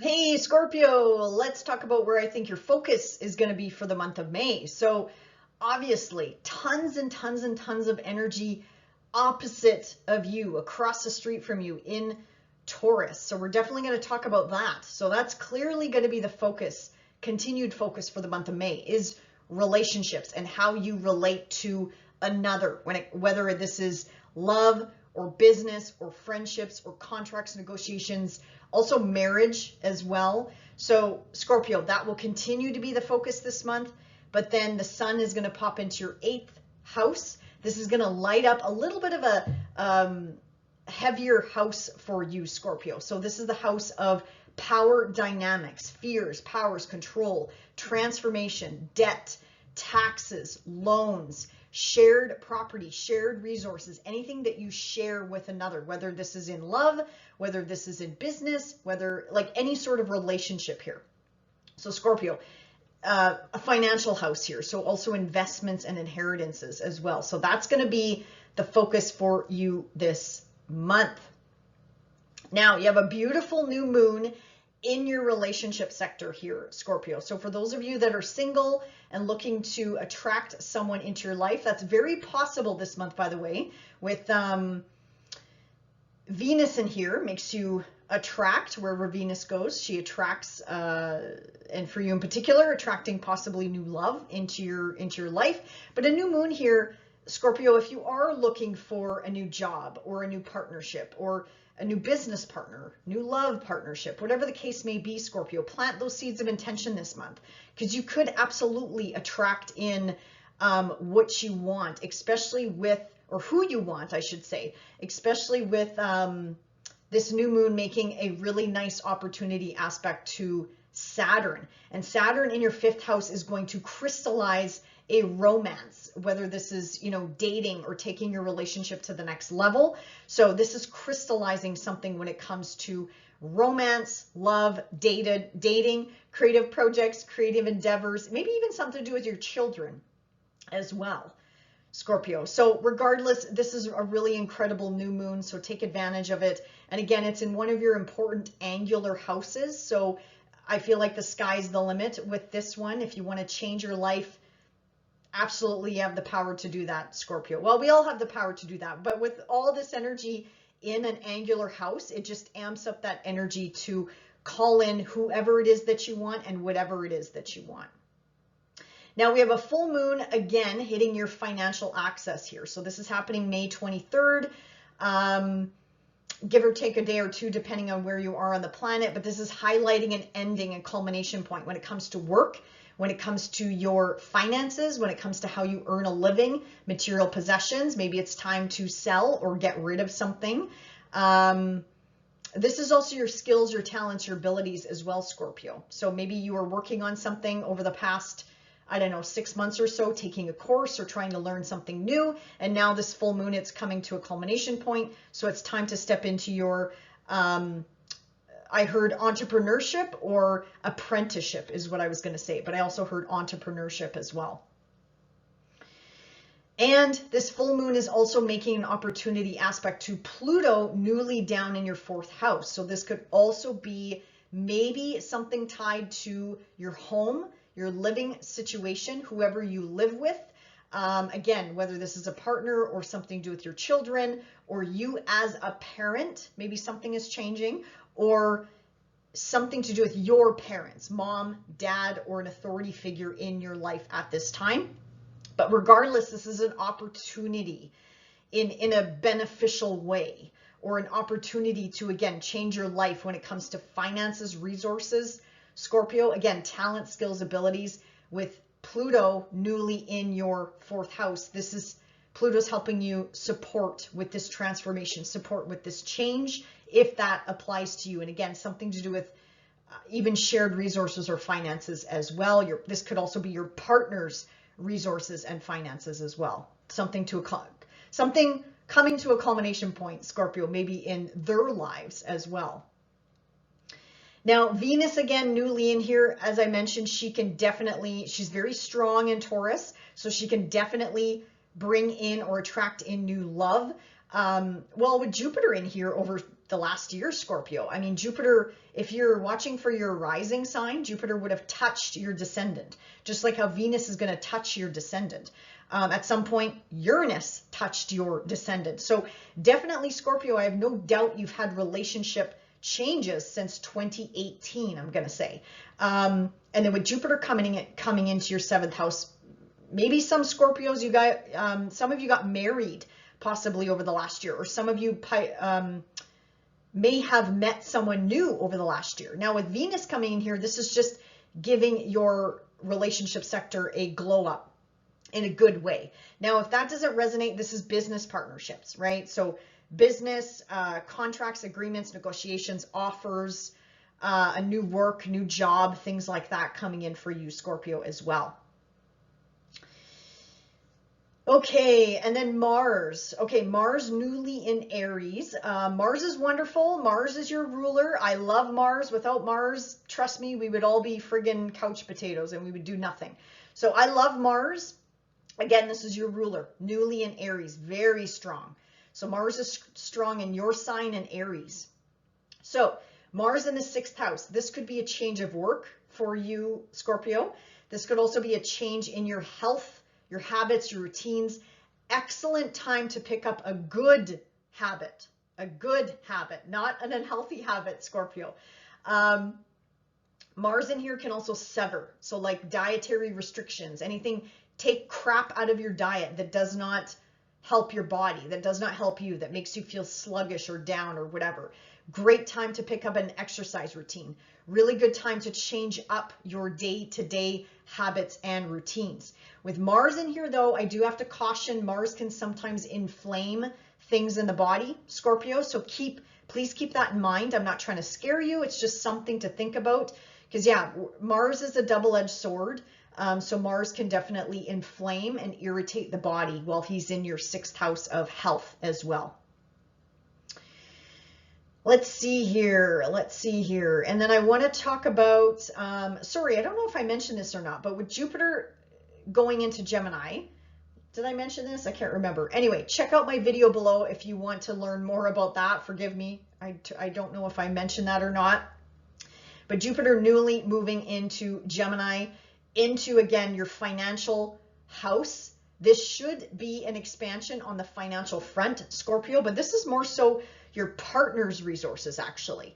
And they should impact you in a positive, beneficial way. Or for example, if you have a hobby, side hustle, business, whatever, this is, again, a glow up in a positive way of getting more resources to you, lining your pockets.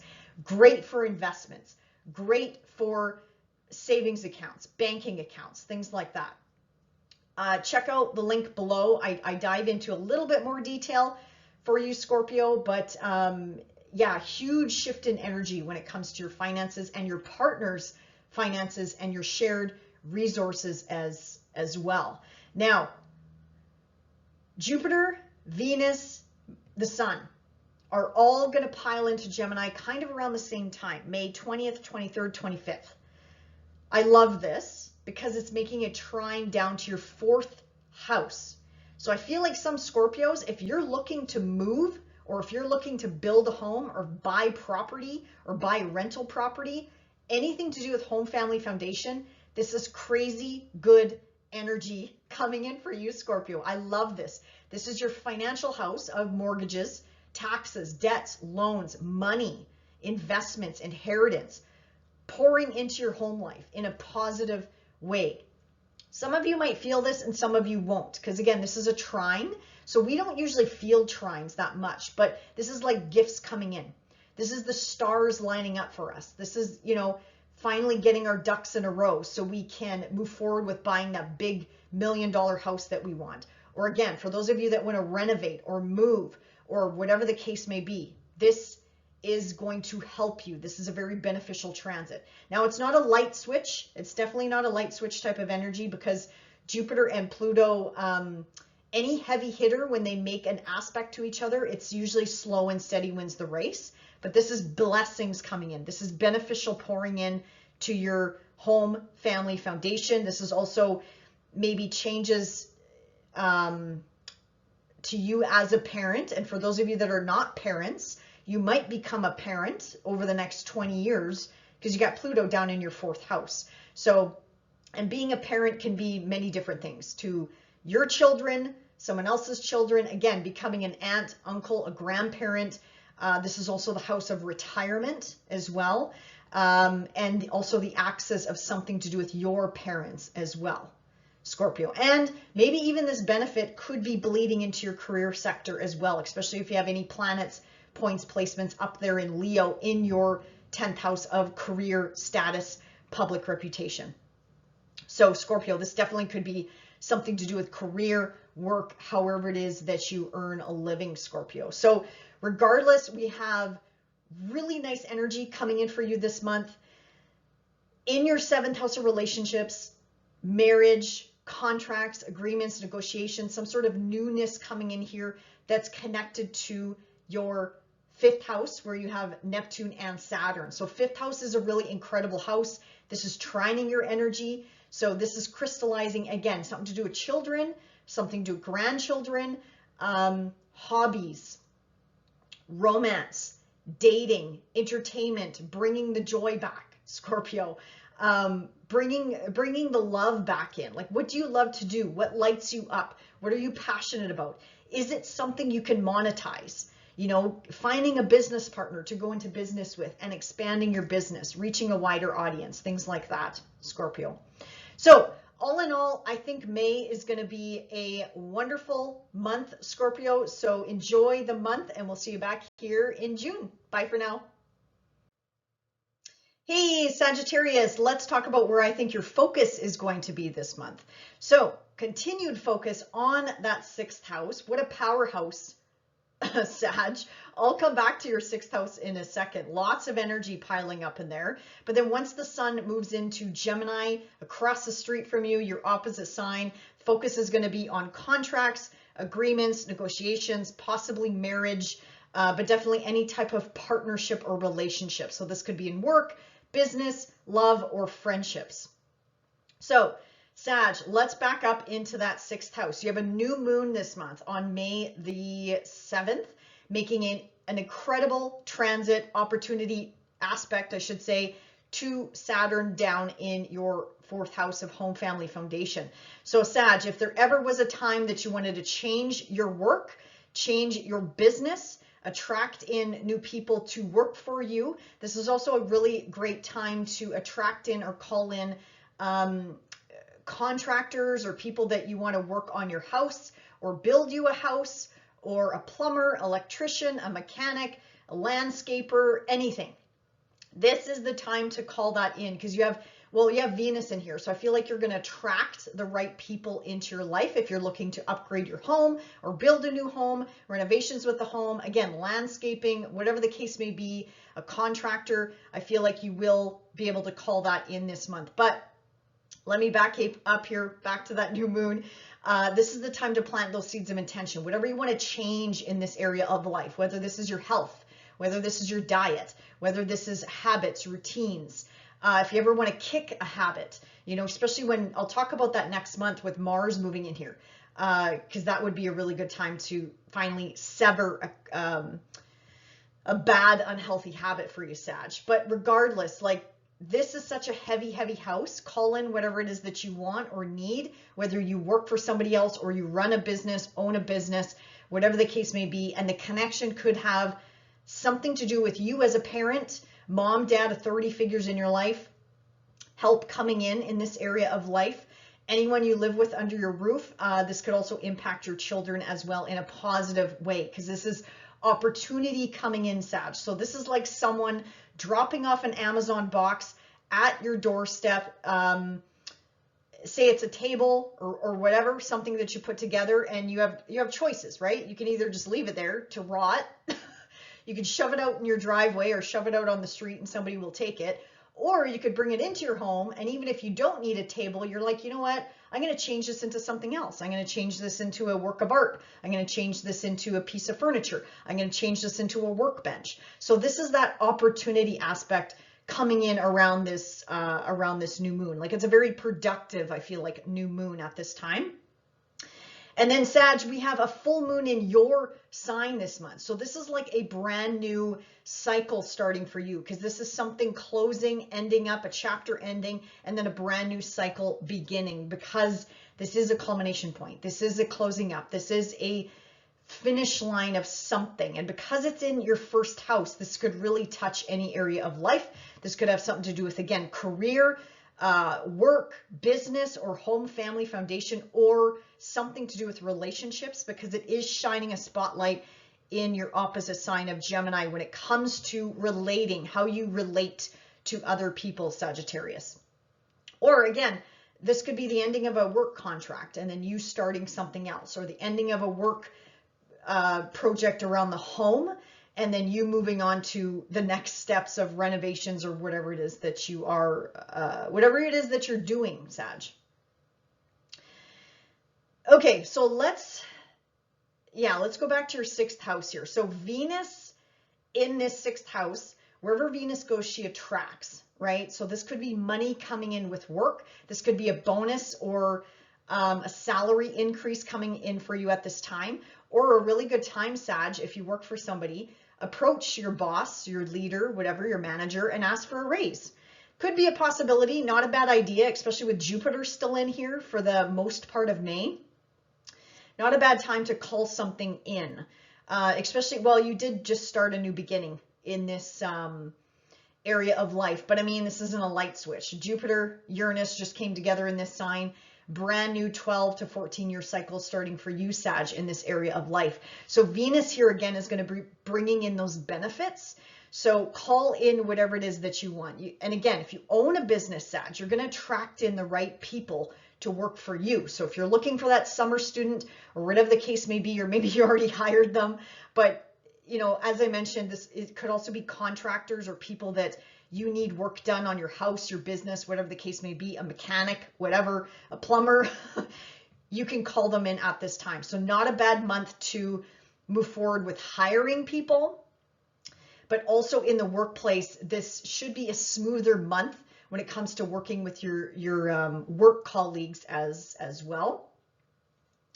Mars in your 5th house. Now, Mars is going to be here for about 6 weeks. Mars is making trines to your planets, placements, points, whatever you're watching for Sagittarius.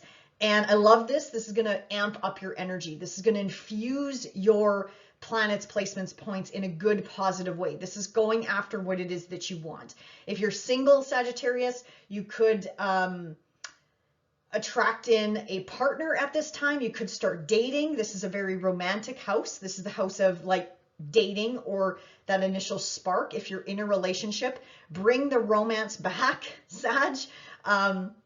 Do a date night, go on an adventure, eat some spicy food, do something different with your partner to kind of amp up that relating aspect. Again, how do you relate with your other person? This is also the house of your kids. So there could be changes.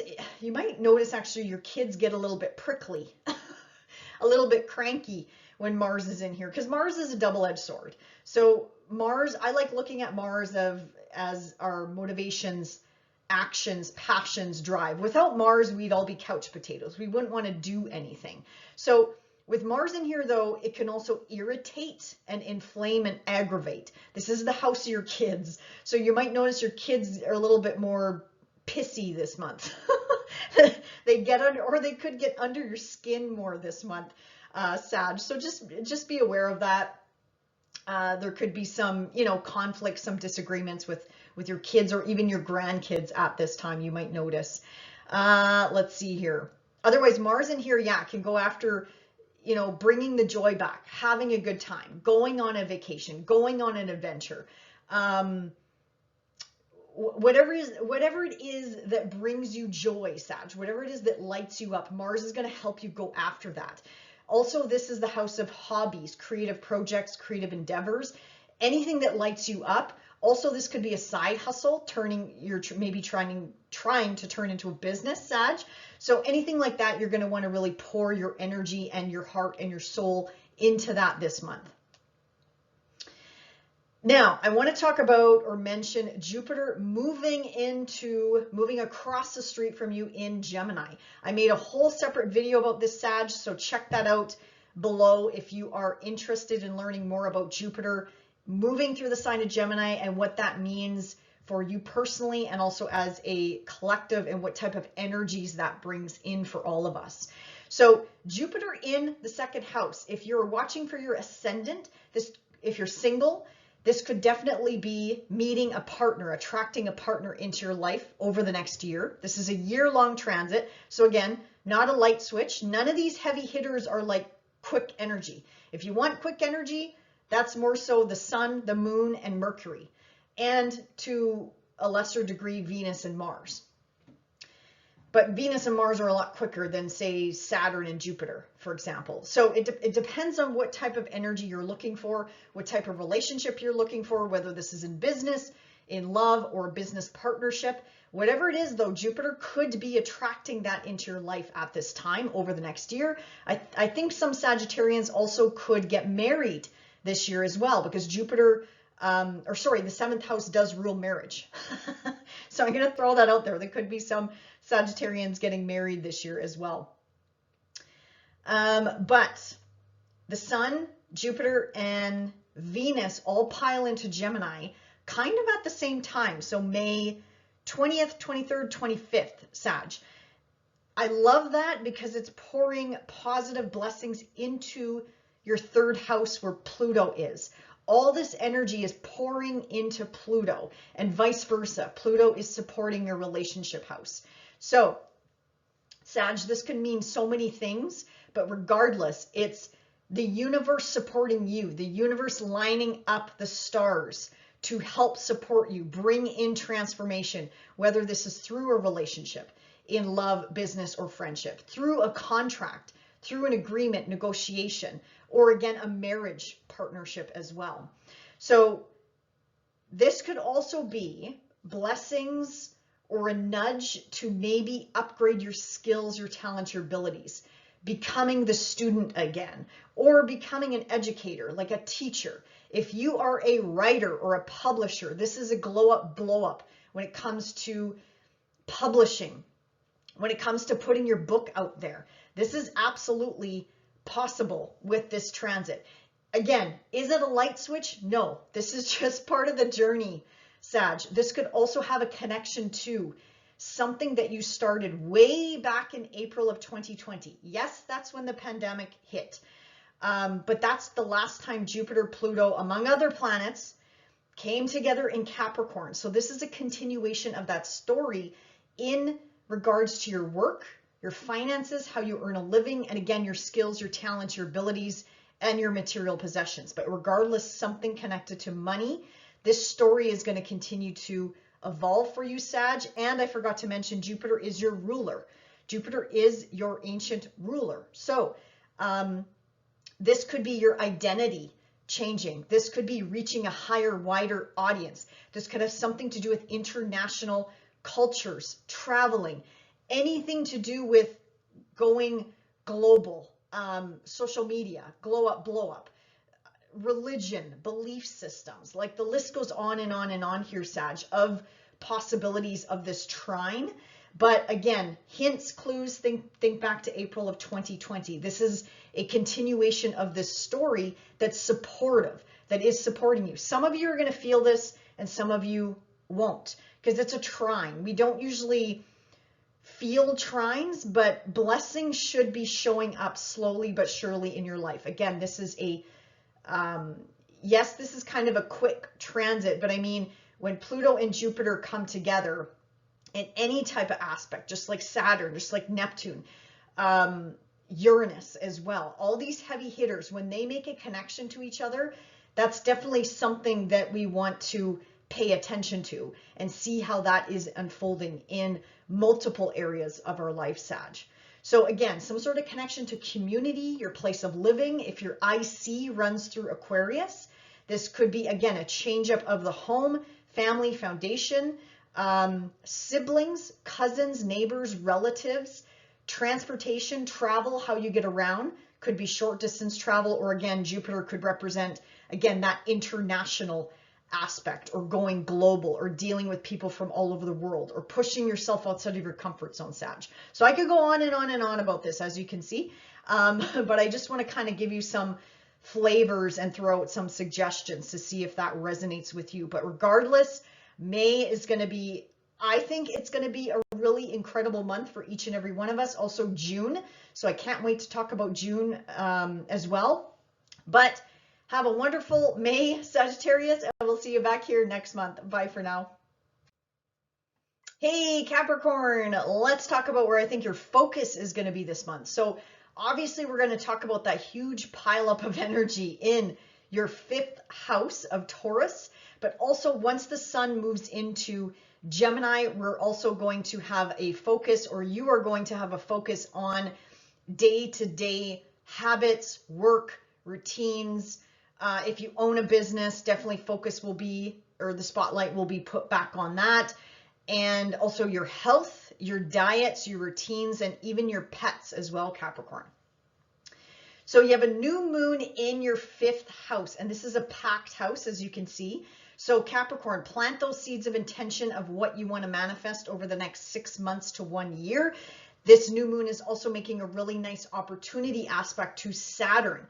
So this is the crystallizer. This is the great builder. This is your ruler, Capricorn.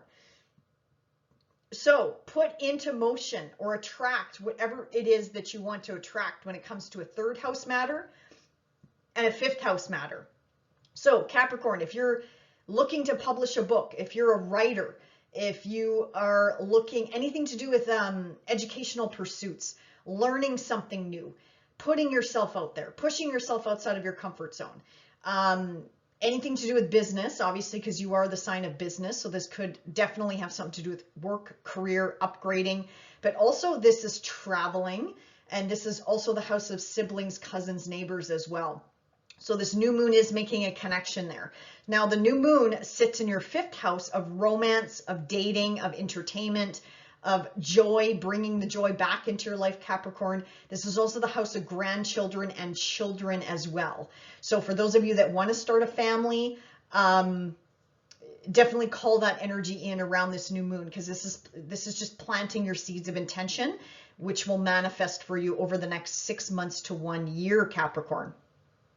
Now you got a full moon in your hidden 12th house, Capricorn. So you're coming to like a culmination point. You're wrapping things up. The 12th house is a quiet house, hidden, subconscious, the unseen. This is also to do with like healing, closures, endings, it's a very karmic house, the house of loss, and also psychological matters as well, or our mental health as well, Capricorn. So an ending is coming. This is sort of like almost like a double ending for you, Capricorn. And it is shining a spotlight on work. So maybe you're finishing up with a work project. Maybe you are, Capricorn, for those of you that are looking to take a side hustle and turn it into work, that's going to be hugely beneficial for you, especially with that big conjunction that just happened with Jupiter and Uranus. This is definitely a new 12 to 14 year cycle starting when it comes to turning a side hustle, hobby, creative project endeavor into maybe some form of income, like something that you can turn into an income base, or something to do with work or a business, Capricorn, or again, connected to children as well. So endings, culmination. This could also be maybe something to do with your health, your diets, your routines as well, Capricorn, or maybe even an educational pursuit. And then now it's time to put whatever it is that you learned into practice as well, Capricorn. So not a bad month to start that as well and put yourself out there. I just heard apprentice. So yeah, some of you are, just maybe starting something new, or again, just finishing up your studies, and then or maybe you're finishing up your studies and moving into new studies, especially with Jupiter moving into your 6th house as well. So actually, speaking of Jupiter, let's go there. Let's go there, Capricorn. Jupiter moving into your 6th house of, again, work, day-to-day habits, routines, your health, and also this is the house of pets as well. So I made a separate video about this, Capricorn, so if you want to check that out below, I did put the link down below for you if you're interested. But otherwise, this is a glow up, blow up in this area of life. But I want to warn you, Caps, because a lot of Capricorn suns and risings are like workaholics. So do keep in mind, this is going to expand your portfolio when it comes to work, whether you work for someone or you own a business. This is definitely going to increase the busyness. So do be mindful not to burn out, because Jupiter doesn't care. Jupiter just wants to expand.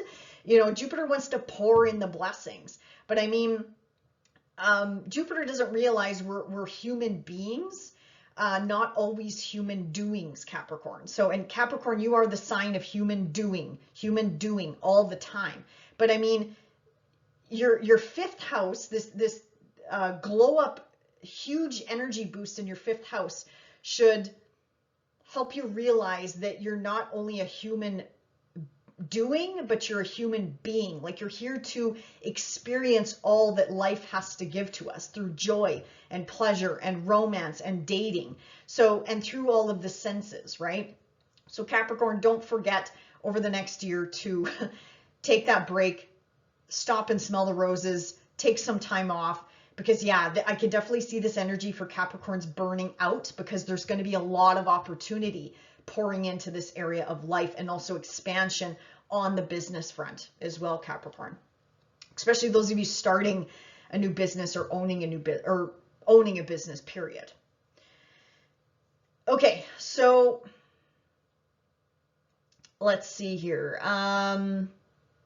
Let's talk about, well, yeah, Venus moving in here. She's very strong in the sign of Taurus. So again, Capricorn, if you're still single, and Jupiter, Jupiter moving in here definitely could indicate you've met someone over the past year. But for those of you that haven't, or that you're not interested, Venus in here, you could attract someone, a new romantic partner into your life. But this is also, again, earnings, income, money coming your way when it comes to hobbies, projects, creative endeavors, anything like that. You could be making money from a side hustle, but this is also blessings coming in when it comes to gambling, when it comes to entertainment, and again, joy, pleasure, enjoying the good things of life, Capricorn. That's, I think you're going to have a good month, Capricorn. This is definitely the month to not go hard.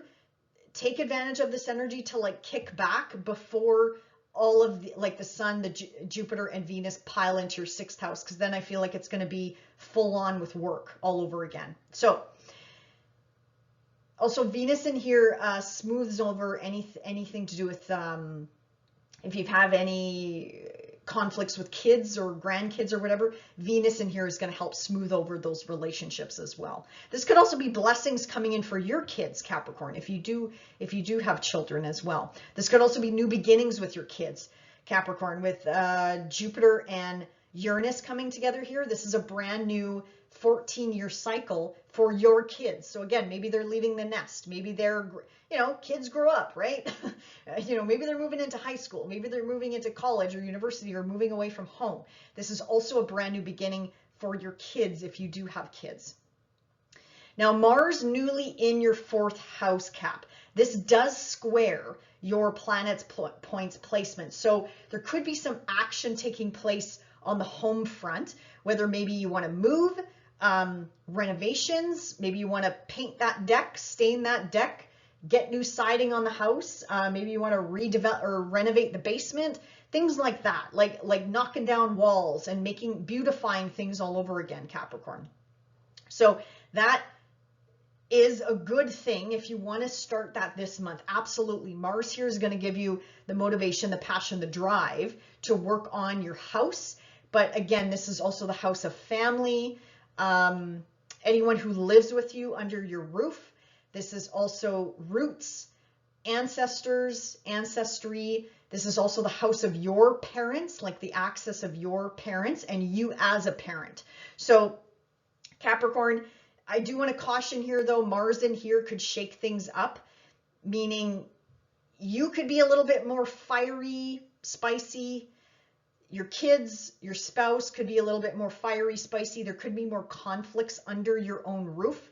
There could also be conflicts with your parents, or again, you as a parent. Your kids might get under your skin a little bit and you might be like, ah, so just keep that in mind. I like looking at Mars as a very beneficial planet. If we didn't have Mars, we'd all be lazy couch potatoes. But Mars does give us the motivation, passion, drive to go after what it is that we want, to make changes, in your case, on the home front. This could also bleed into the career. If your true IC runs through Aries, this is definitely also going to impact the career as well. So be mindful how you're relating to other people in the workplace as well, because you're going to come on like strong. Same within the home. You're going to like come on very strong and forceful. So just be mindful of that when you're dealing with people at work, people at home, and also your kids if you have any kids, Capricorn. Okay, and then last but not least, the Sun, Jupiter, Venus are all going to pile into Gemini kind of at the same time. So this is May 20th, 23rd, 25th. And again, if you want to learn more about Jupiter, check out my video about Jupiter transiting Gemini over the next year, Now, this energy, Capricorn, I love this. I love this for you because this is making a trine to Pluto that's newly in your second house of money, earnings, how you earn a living, work, material possessions, your skills, your talents, and your abilities. Anything to do with savings as well, and your attitude, your thoughts towards money as well. This is, again, a trine coming in. So Capricorn, new clients, new business, new work, new relationships, like how you relate to maybe your colleagues, the workplace, changes in the workplace. This could, again, also have something to do with diet, health routines, because the second house is also connected to food as well. Capricorn, if you want to do a transformation, especially on maybe the face, that could be a possibility as well. Now, this energy isn't gonna, like, this isn't a light switch, you guys. Like, when Jupiter and Pluto come together, this is, again, just an evolutionary step in the story that actually started April of 2020. That's when Jupiter, Pluto, among a whole bunch of other planets, including your ruler, by the way, came together in the sky. Yes, the pandemic started back then, but I'm talking about you personally. What, besides the pandemic, what did you start way back April 2020? What happened? What things did you put into motion? Fast forward to now. This is just another step in your journey. But yes, Pluto has moved on. And yes, Jupiter has obviously moved on. But this is a harmonious aspect. This is the stars lining up for you, Capricorn, for all of us, for that matter. And helping us, supporting us. Pluto is helping you transform your work. Pluto is helping you transform your diet. Pluto is helping you transform the workplace, you know, your business, whatever the case may be, your day-to-day habits and routines. And not only that, your finances. Your finances are going to go through a complete overhaul, Capricorn, over the next 20 years. I know I've said this to you a couple times. Pluto in the second house is definitely can turn you from rags to riches, but I'm going to flip that because it can also turn you from riches to rags. So Pluto will teach you about money and how you value money and what your attitude is towards money. And I can tell you right now, Caps, your attitude towards money is definitely going to change over the next 20 years. This is also your value system as well, how you value yourself. Capricorns, do me a favor. If you own a business, raise your prices at this time. Raise your prices this month. And if not this month, in June. Okay? Because you're worth more, Capricorn. You are worth more.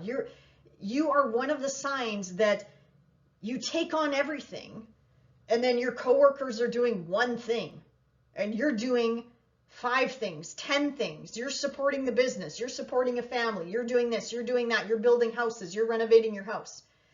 You know what I mean? Like, Capricorns hold the weight of the world, and they're capable of so much because they're ruled by Saturn. So yeah, Capricorn, raise those prices if that resonates with you. Or maybe you already did. If you already did, awesome. Maybe you already did that the first part of 2024. If you haven't done that yet, do me a favor and do it, Capricorn. Even if it's 1%, but I'd challenge you and say, minimum 3%. Minimum 3%, because you're worth it, Capricorn. So blessings coming in here, Capricorn, for you. I love, love, love this transit, especially for you when it comes to work and career. Absolutely. And again, this could have something to do with your health. Absolutely. Health, diet, routines. This could be a turning point when it comes to your diet, when it comes to your health as well. So anyway, Capricorn, I can go on and on here, but otherwise May is going to be, I think, an incredible month. Definitely a turning point for you as well. So enjoy the month of May, and we'll see you back here next month. Bye for now. Hey Aquarius, welcome to May. Let's talk about where I think your focus is going to be this month.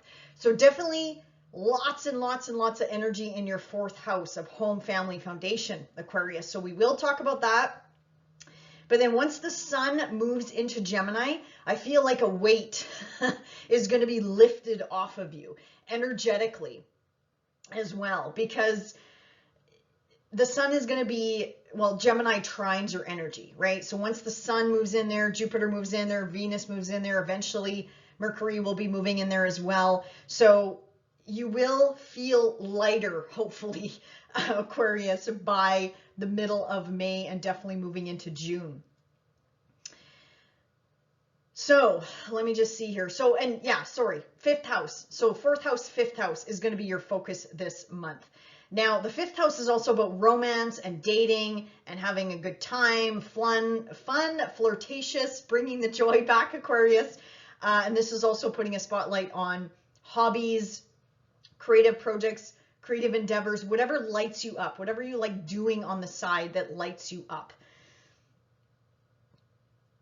Okay, Aquarius, let's start in that heavy, heavy, heavy 4th house of yours. Tons of energy in here, but you have a new moon in Taurus. You have a new moon here this month on the 7th. So plant those seeds of intention, Aquarius. And this is also making a opportunity aspect to Saturn in your 2nd house of skills, talents, abilities, your value system, money, finances, resources, and how you earn a living, Aquarius. So for those of you that are looking to move, especially if your IC is in Taurus, definitely could be some movement on the home front. But if you're looking to move, call in from the universe. You want some help finding that right place. Or again, with Saturn here, Saturn supporting the financial aspect of it. Saturn's going to help you build those finances to build that new home, find that new home, find that new apartment, condo, whatever it is that you want to move into at this time. This is also, you know, you as a parent, Aquarius, there's a lot of energy in your parenthood house if you are a parent, or this could be, you know, highlighting mom, dad, authority figures in your life as well, Aquarius, but focus is definitely on the home, ancestry, roots, healing past ancestry patterns, like old patterns and habits that your family line, or what's that? How do you say that? Like your heritage, your generational line of families. I know I'm saying that wrong, but hopefully you catch my drift here. But this is all of this pouring into this house, and it's time for you to make some changes, to break those toxic patterns when it comes to generational patterning, if you know what I mean. So I know that's deep and intense and that doesn't happen overnight, but with all this energy in your 4th house, they're definitely showing that to me, especially for you Aquarians, and especially if your IC truly does run through Taurus, that could be something that you're working on subconsciously, whether you're conscious of it or not. This is breaking those patterns and breaking free of those especially toxic patterns, because this can be very healing and liberating as well. This is like liberation, especially with Uranus in there. Uranus is saying, yeah, no more. Time to move into a new existence, time to move on. Now, you have a full moon, Aquarius, up in your 11th house of social media, of the internet. This is friendship circles, groups, people that you hang out with, humanitarian efforts. This is also your role, the role that you play in these groups and people that you hang out with as well. So this is shining a spotlight on this area of life. This is also your hopes, your wishes, your dreams. Your kids could be in the spotlight as well. Educational pursuits. This is an ending. This is a culmination point. So something could be coming to an ending here. Again, with children, with an educational pursuit, apprenticeship, or maybe you've upgraded your skills, your talents, your abilities, or you're continuing to do that, but maybe it's time to move into an apprenticeship or co-op, or trying to maybe testing your skill set as well could be a possibility. But regardless, this is closing out of a chapter and then moving on to something new.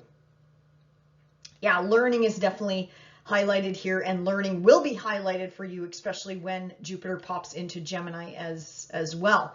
So if you are interested in learning more about Jupiter and Gemini and what that means for you, you can check out my video below. I made a Jupiter transit Gemini for each and every sign, where I dive into a little bit more information about what this could mean personally and collectively. But Jupiter in here is going to want all of us to expand the mindset, and especially you, Aquarius. This is going to make a grand air trine in your chart. So this is all about the social aspect, the social butterfly, traveling, your community, learning something new, or you becoming a teacher and downloading your knowledge onto someone else or a group of people. That could be a possibility as well. But Jupiter in your 5th house, definitely expansion. Also the house of romance, dating, again, joy, bringing the joy back. Aquarius, I think you're going to feel a lot lighter also when Jupiter moves in here. And I think I mentioned that earlier. You're going to feel a hell of a lot lighter than Jupiter making those squares to your planets, placements, points. So now it's kind of like you're getting more of a harmonious flow, versus Jupiter has been challenging you over the past year to make changes, to take that leap of faith. This aspect would have definitely made you move. And again, if this was your IC, you may have already moved in the past year, or maybe you're moving this month. That could be a possibility as well. Okay, so let's see here. Venus in your 4th house, I think I mentioned wherever Venus goes, so she attracts, right? So she just joins the party, joins all that energy in your 4th house. So you'll want to maybe stick around home more, Aquarius, get that takeout instead of going out and socializing. She also wants to beautify your home environment. So maybe painting some walls, or making some subtle changes in the home. This isn't like heavy duty renovations. That's going to be happening when Mars pops into your 4th house.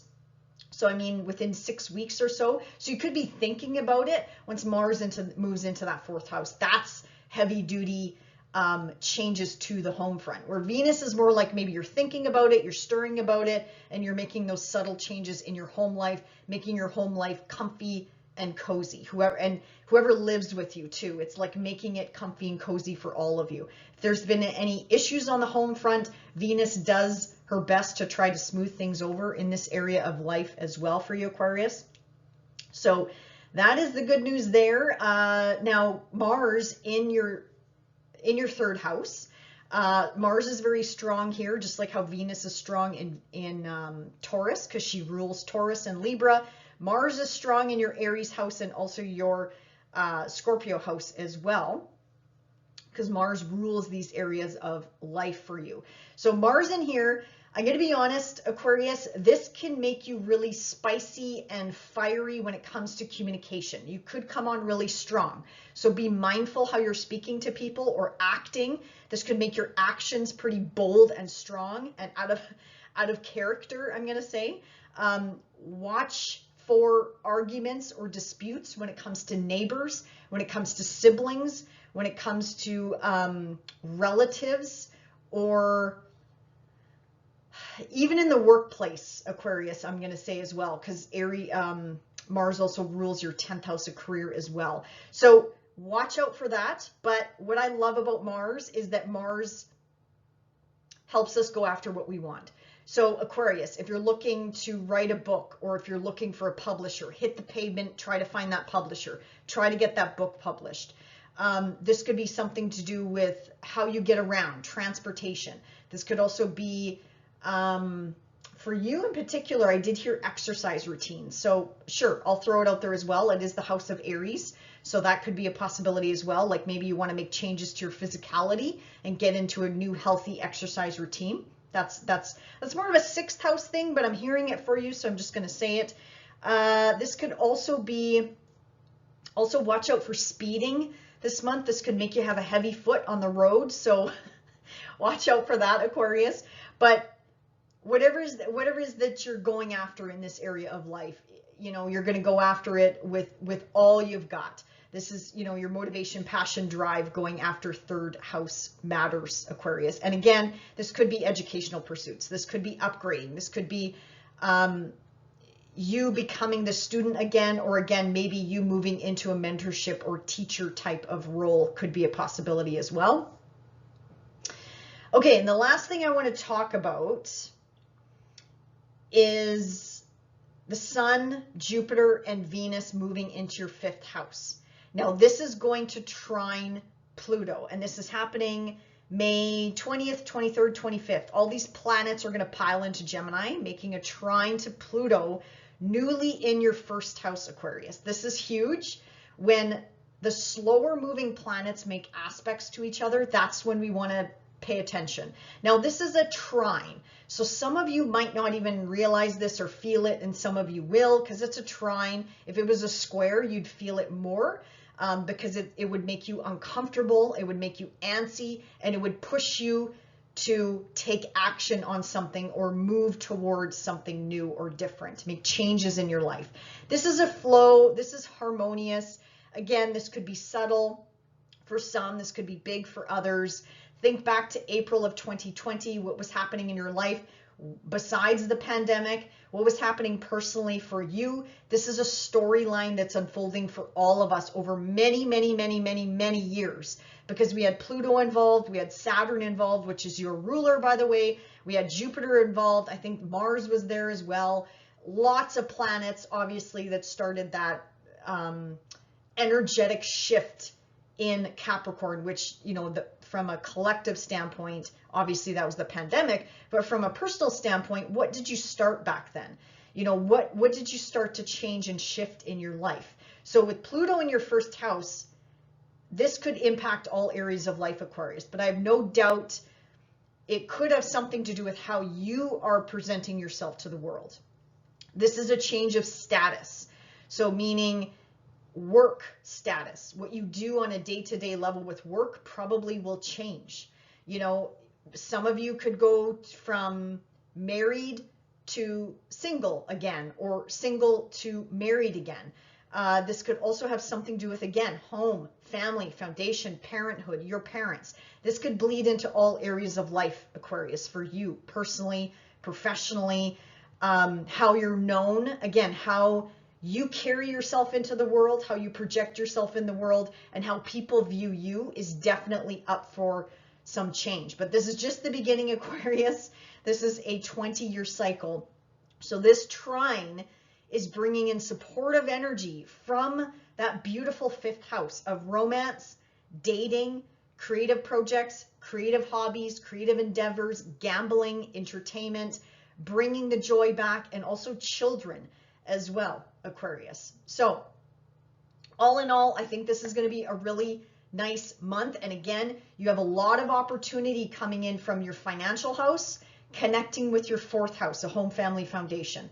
So do keep that in mind this month. There could be opportunities coming your way, but it's up to you if you want to take advantage of them or not, Aquarius. Otherwise, I wish you a wonderful month of May, and we'll see you back here next month. Bye for now. Hey, Pisces, welcome to May. Let's see where I think your focus is going to be for the month of May. Definitely going to continue to be in that 3rd house. Definitely lit up big time. Lots of energy pouring into that house. But the nice thing is, it's making opportunity aspects to your sign, whatever you're watching for right now. Now, once the Sun moves into Gemini, then focus is going to be on home, family, foundation, roots, ancestry. I also heard breaking ancestral patterns as well. That might have something to do with Jupiter moving into your 4th house as well. Anyone that you live with, anyone under your roof, so to speak. This could also be you as a parent, could be coming into the spotlight in some way, shape, or form. And also this could bleed into your career as well. But I feel like the focus, once the Sun moves into Gemini, will be more so on home versus maybe being in the spotlight when it comes to your career. So Pisces, let's talk about that new moon. So you have a new moon this month in your 3rd house. Now, this is a really busy house. This is the house of learning, of education, of teaching, of writing, of publishing, of short distance traveling, your cousins, your siblings, your neighbors, your community, how you get around, transportation. So very busy day-to-day social type of house for you, Pisces. That's being hugely lit up. You just had a new beginning here as well, with Jupiter, your ruler, coming together with Uranus as well. And I just heard breaking free. So some of you, whatever you're putting into motion this month, last month, as well, is you're breaking free from something. I'm seeing you like breaking the shackles. But again, it's a 12 to 14 year cycle. So slow and steady wins the race when any of these heavy hitters come together or make a connection in the sky. It's not a light switch. It usually happens over time. But for some people, it could manifest really quick, especially if it's conjuncting something that you have maybe in Taurus or Pisces or Virgo or Capricorn or something like that, something along those lines. So Pisces, new moon in here. Call in whatever that you want when it comes to, again, third house matters. Now, this new moon is also making an opportunity aspect to Saturn, who's the great manifester, who's helping you crystallize everything that you want to bring into form. And I get it, if you've been watching me for a while, Saturn is not easy to deal with, especially Pisceans, because you are ruled by Jupiter, the big gassy planet that has no boundaries, And then now you got, now you're being asked to tighten the belt, so to speak. You got Saturn, the great restrictor, coming into your sign saying, well, Pisces, nose to the grindstone for the next 2.5 years. Get your shit together. Let's get going. You're setting yourself up for a new 30-year cycle. And I know if you've been watching me for a while, yes, I keep repeating myself because these messages keep coming in. And if you're new here, well, then there you go. This is the first time you're hearing this from me. So Pisces, man, this is a big manifesting new moon because it's also happening in Taurus, which is like the material realm and money, and also like nutritional benefits as well, Pisces. So plant those seeds of intention, whatever you want to manifest in this area of life. For some of those writers and book publishers out there, really good new moon to plant those seeds of intention of what you want to call in to your life over the next 6 months to 1 year in this area of life. Now you have a full moon up in your career sector. I know I said earlier with the sun moving into your 4th house, focus is going to be on 4th house matters, but the full moon is also shining a spotlight in your 4th house and your 10th house. So this is a culmination point. This is an ending. This is a wrapping up. There could be changes, shuffling on the home front. This could be an ending or a culmination point in your career sector, your status, your reputation. This could also be you as a parent, something to do with you as a parent, or a parent in your life, mom, dad, authority figures in your life as well, Pisces. Now, Pluto, newly in your 12th house, is supporting this full moon from a spiritual perspective, because the 12th house is a very hidden house, Pisces, and you have this energy with you for the next 20 years. So Pluto is supporting this culmination point, this ending in your, again, your career sector, your work sector. Maybe some of you are retiring or thinking of retiring, or maybe you just put in that resignation letter to retire, whatever the case may be. Pluto is supporting this change, this transformation that you're trying to make in your career or in your home life, or maybe even something to do with international matters or citizenship or immigration, reaching a higher, wider audience, spirituality, religion, belief system, maybe something to do with educational pursuits. I could go on and on and on here. This is also the house of publishing too, that Pluto rules for you in particular. So beautiful luminaries this month, Pisces. I really think May is going to be a really nice month for all of us, and also June as well. But take advantage with all this energy in your 3rd house, because once the Sun, Jupiter, Mercury, and Venus move into your 4th house, your Gemini house, technically that squares your energy. So I think starting in June, well, starting this month, the end of this month, you might start to feel restless,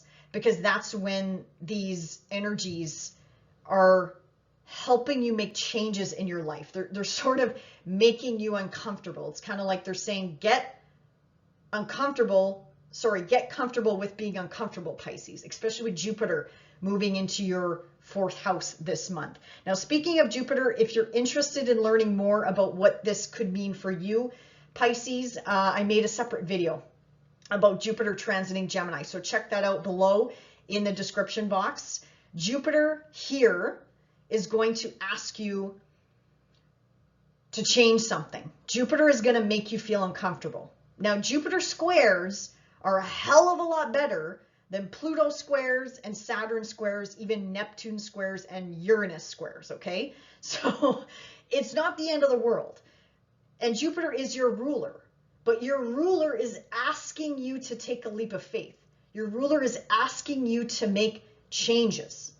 Because as he's been transiting Taurus, that's been more easier. I'm not going to say Pisceans have it easy, okay? I'm not saying that. But from a Jupiter perspective in your third house, this has been making opportunities to you.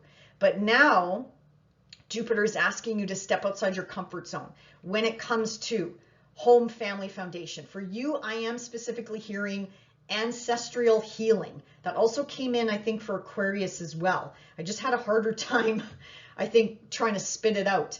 But ancestral healing, I think, is going to be big for you, Pisces, over the next year, whether it's conscious or unconscious. But yeah, you're definitely getting a cellular upgrade when it comes to healing ancestral patterns, if that resonates. Now, if that doesn't resonate, you can leave it. But I feel like for some of you, it's happening and you just don't realize it, which is okay. You're getting an upgrade. Just think of it this way. You're getting an upgrade and you're not even realizing it. So that's a good thing. So Venus in your third house here over the next few weeks before she jumps into Gemini as well. Again, she attracts. Wherever Venus goes, she usually brings us love and money, usually, and then she smooths over this area of life, Pisces. So if you've had any rifts or tiffs with siblings or cousins or neighbors, I think over the next few weeks that should smooth over for you as well. But again, this could bring you money from these sources as well. Now, with Mars newly in your second house of earnings, of work, of going after what it is that you want, this is also the house of your skills, your talents, your abilities, and also this is where the eclipses are right now. I don't know why I had a hard time saying that. So Venus in here is definitely, or sorry, Mars in here is definitely going to fire you up, Pisces, when it comes to work matters, when it comes to money matters, how you earn a living, how you earn income, maybe upgrading your skills, your talents, your abilities, maybe jumping into that apprenticeship, jumping in with both feet and just trying something new. So I love this for you, Pisces, but I am going to caution you, Mars also irritates wherever he goes. So also Mars in here, you can burn a lot of money. Like not literally, but like you can spend a lot of money. So do be mindful of that. But also I'm thinking for the workplace, Pisces, you might get irritable in the workplace, or if you own a business, you might be irritated by clients or clientele or people that you work with or people that work for you. So just be mindful of that. I'm not seeing this as a huge thing, but again, wherever Mars goes, I have to think about both aspects of Mars. But otherwise, you're going to go after the money. This is just going to amp up that North Node energy. Obviously, this is where the eclipse just happened for you as well. So this is going to help you go after what it is that you want, and also give you the stamina. If you're going through an educational upgrade right now, this is going to give you that stamina over the next 6 weeks to plow through whatever you have to get through, maybe from a physical perspective as well. And then Jupiter is going to support on the mental side. So this is a fantastic combination, actually. Okay, I want to talk about, last but not least, the Sun, Jupiter, Venus piling into your fourth house kind of at the same time, Pisces. So this is May 20th, May 23rd, May 25th, give or take a day or two, depending on where you are on the planet.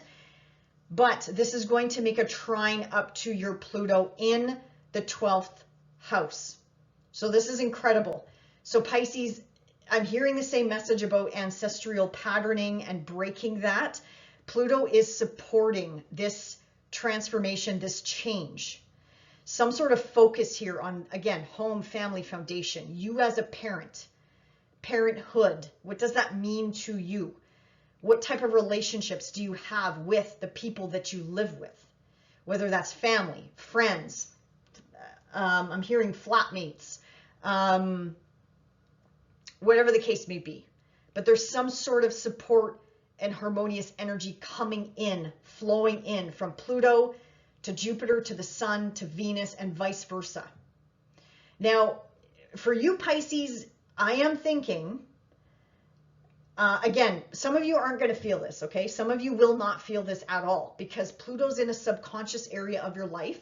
And the 4th house is like behind closed doors. Like this isn't happening in your 10th house or 9th house or 11th house. This is more of the hidden aspects of things that you're going through that people don't realize. But this is a huge awakening. This is part of your awakening. Now, for those of you that are already awake, it's a journey, right? You don't just wake up and then that's it. You're like some enlightened being. It doesn't happen that way, Pisces, right? Like this is going to be a 20-year story for you that unfolds. I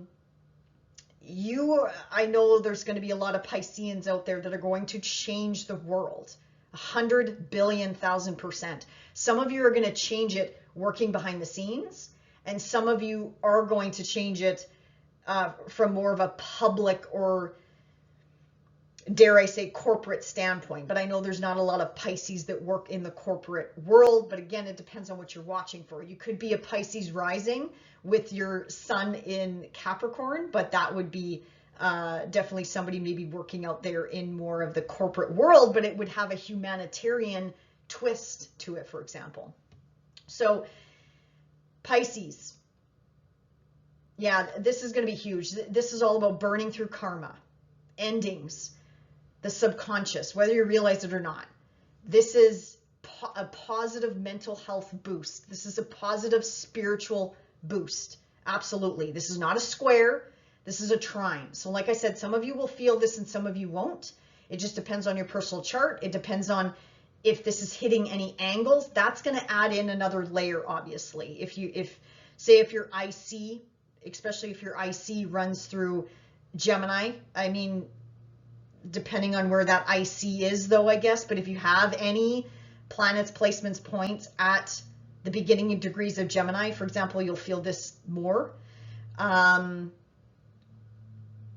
Or if they're also showing me if you have anything in the mutable energies period. So Virgo, Sagittarius as well. This is just going to add layers into your story, right? So that's what I mean. Some of you might not notice this energy and some of you will. But all in all, Pisces, this is a positive energy flow coming in from your hidden 12th house down to your 4th house, and again, vice versa. And huge healing coming in for you, Pisces, as well. Actually, this could be connected to your career because Jupiter is your career planet as well, and Jupiter is your planet.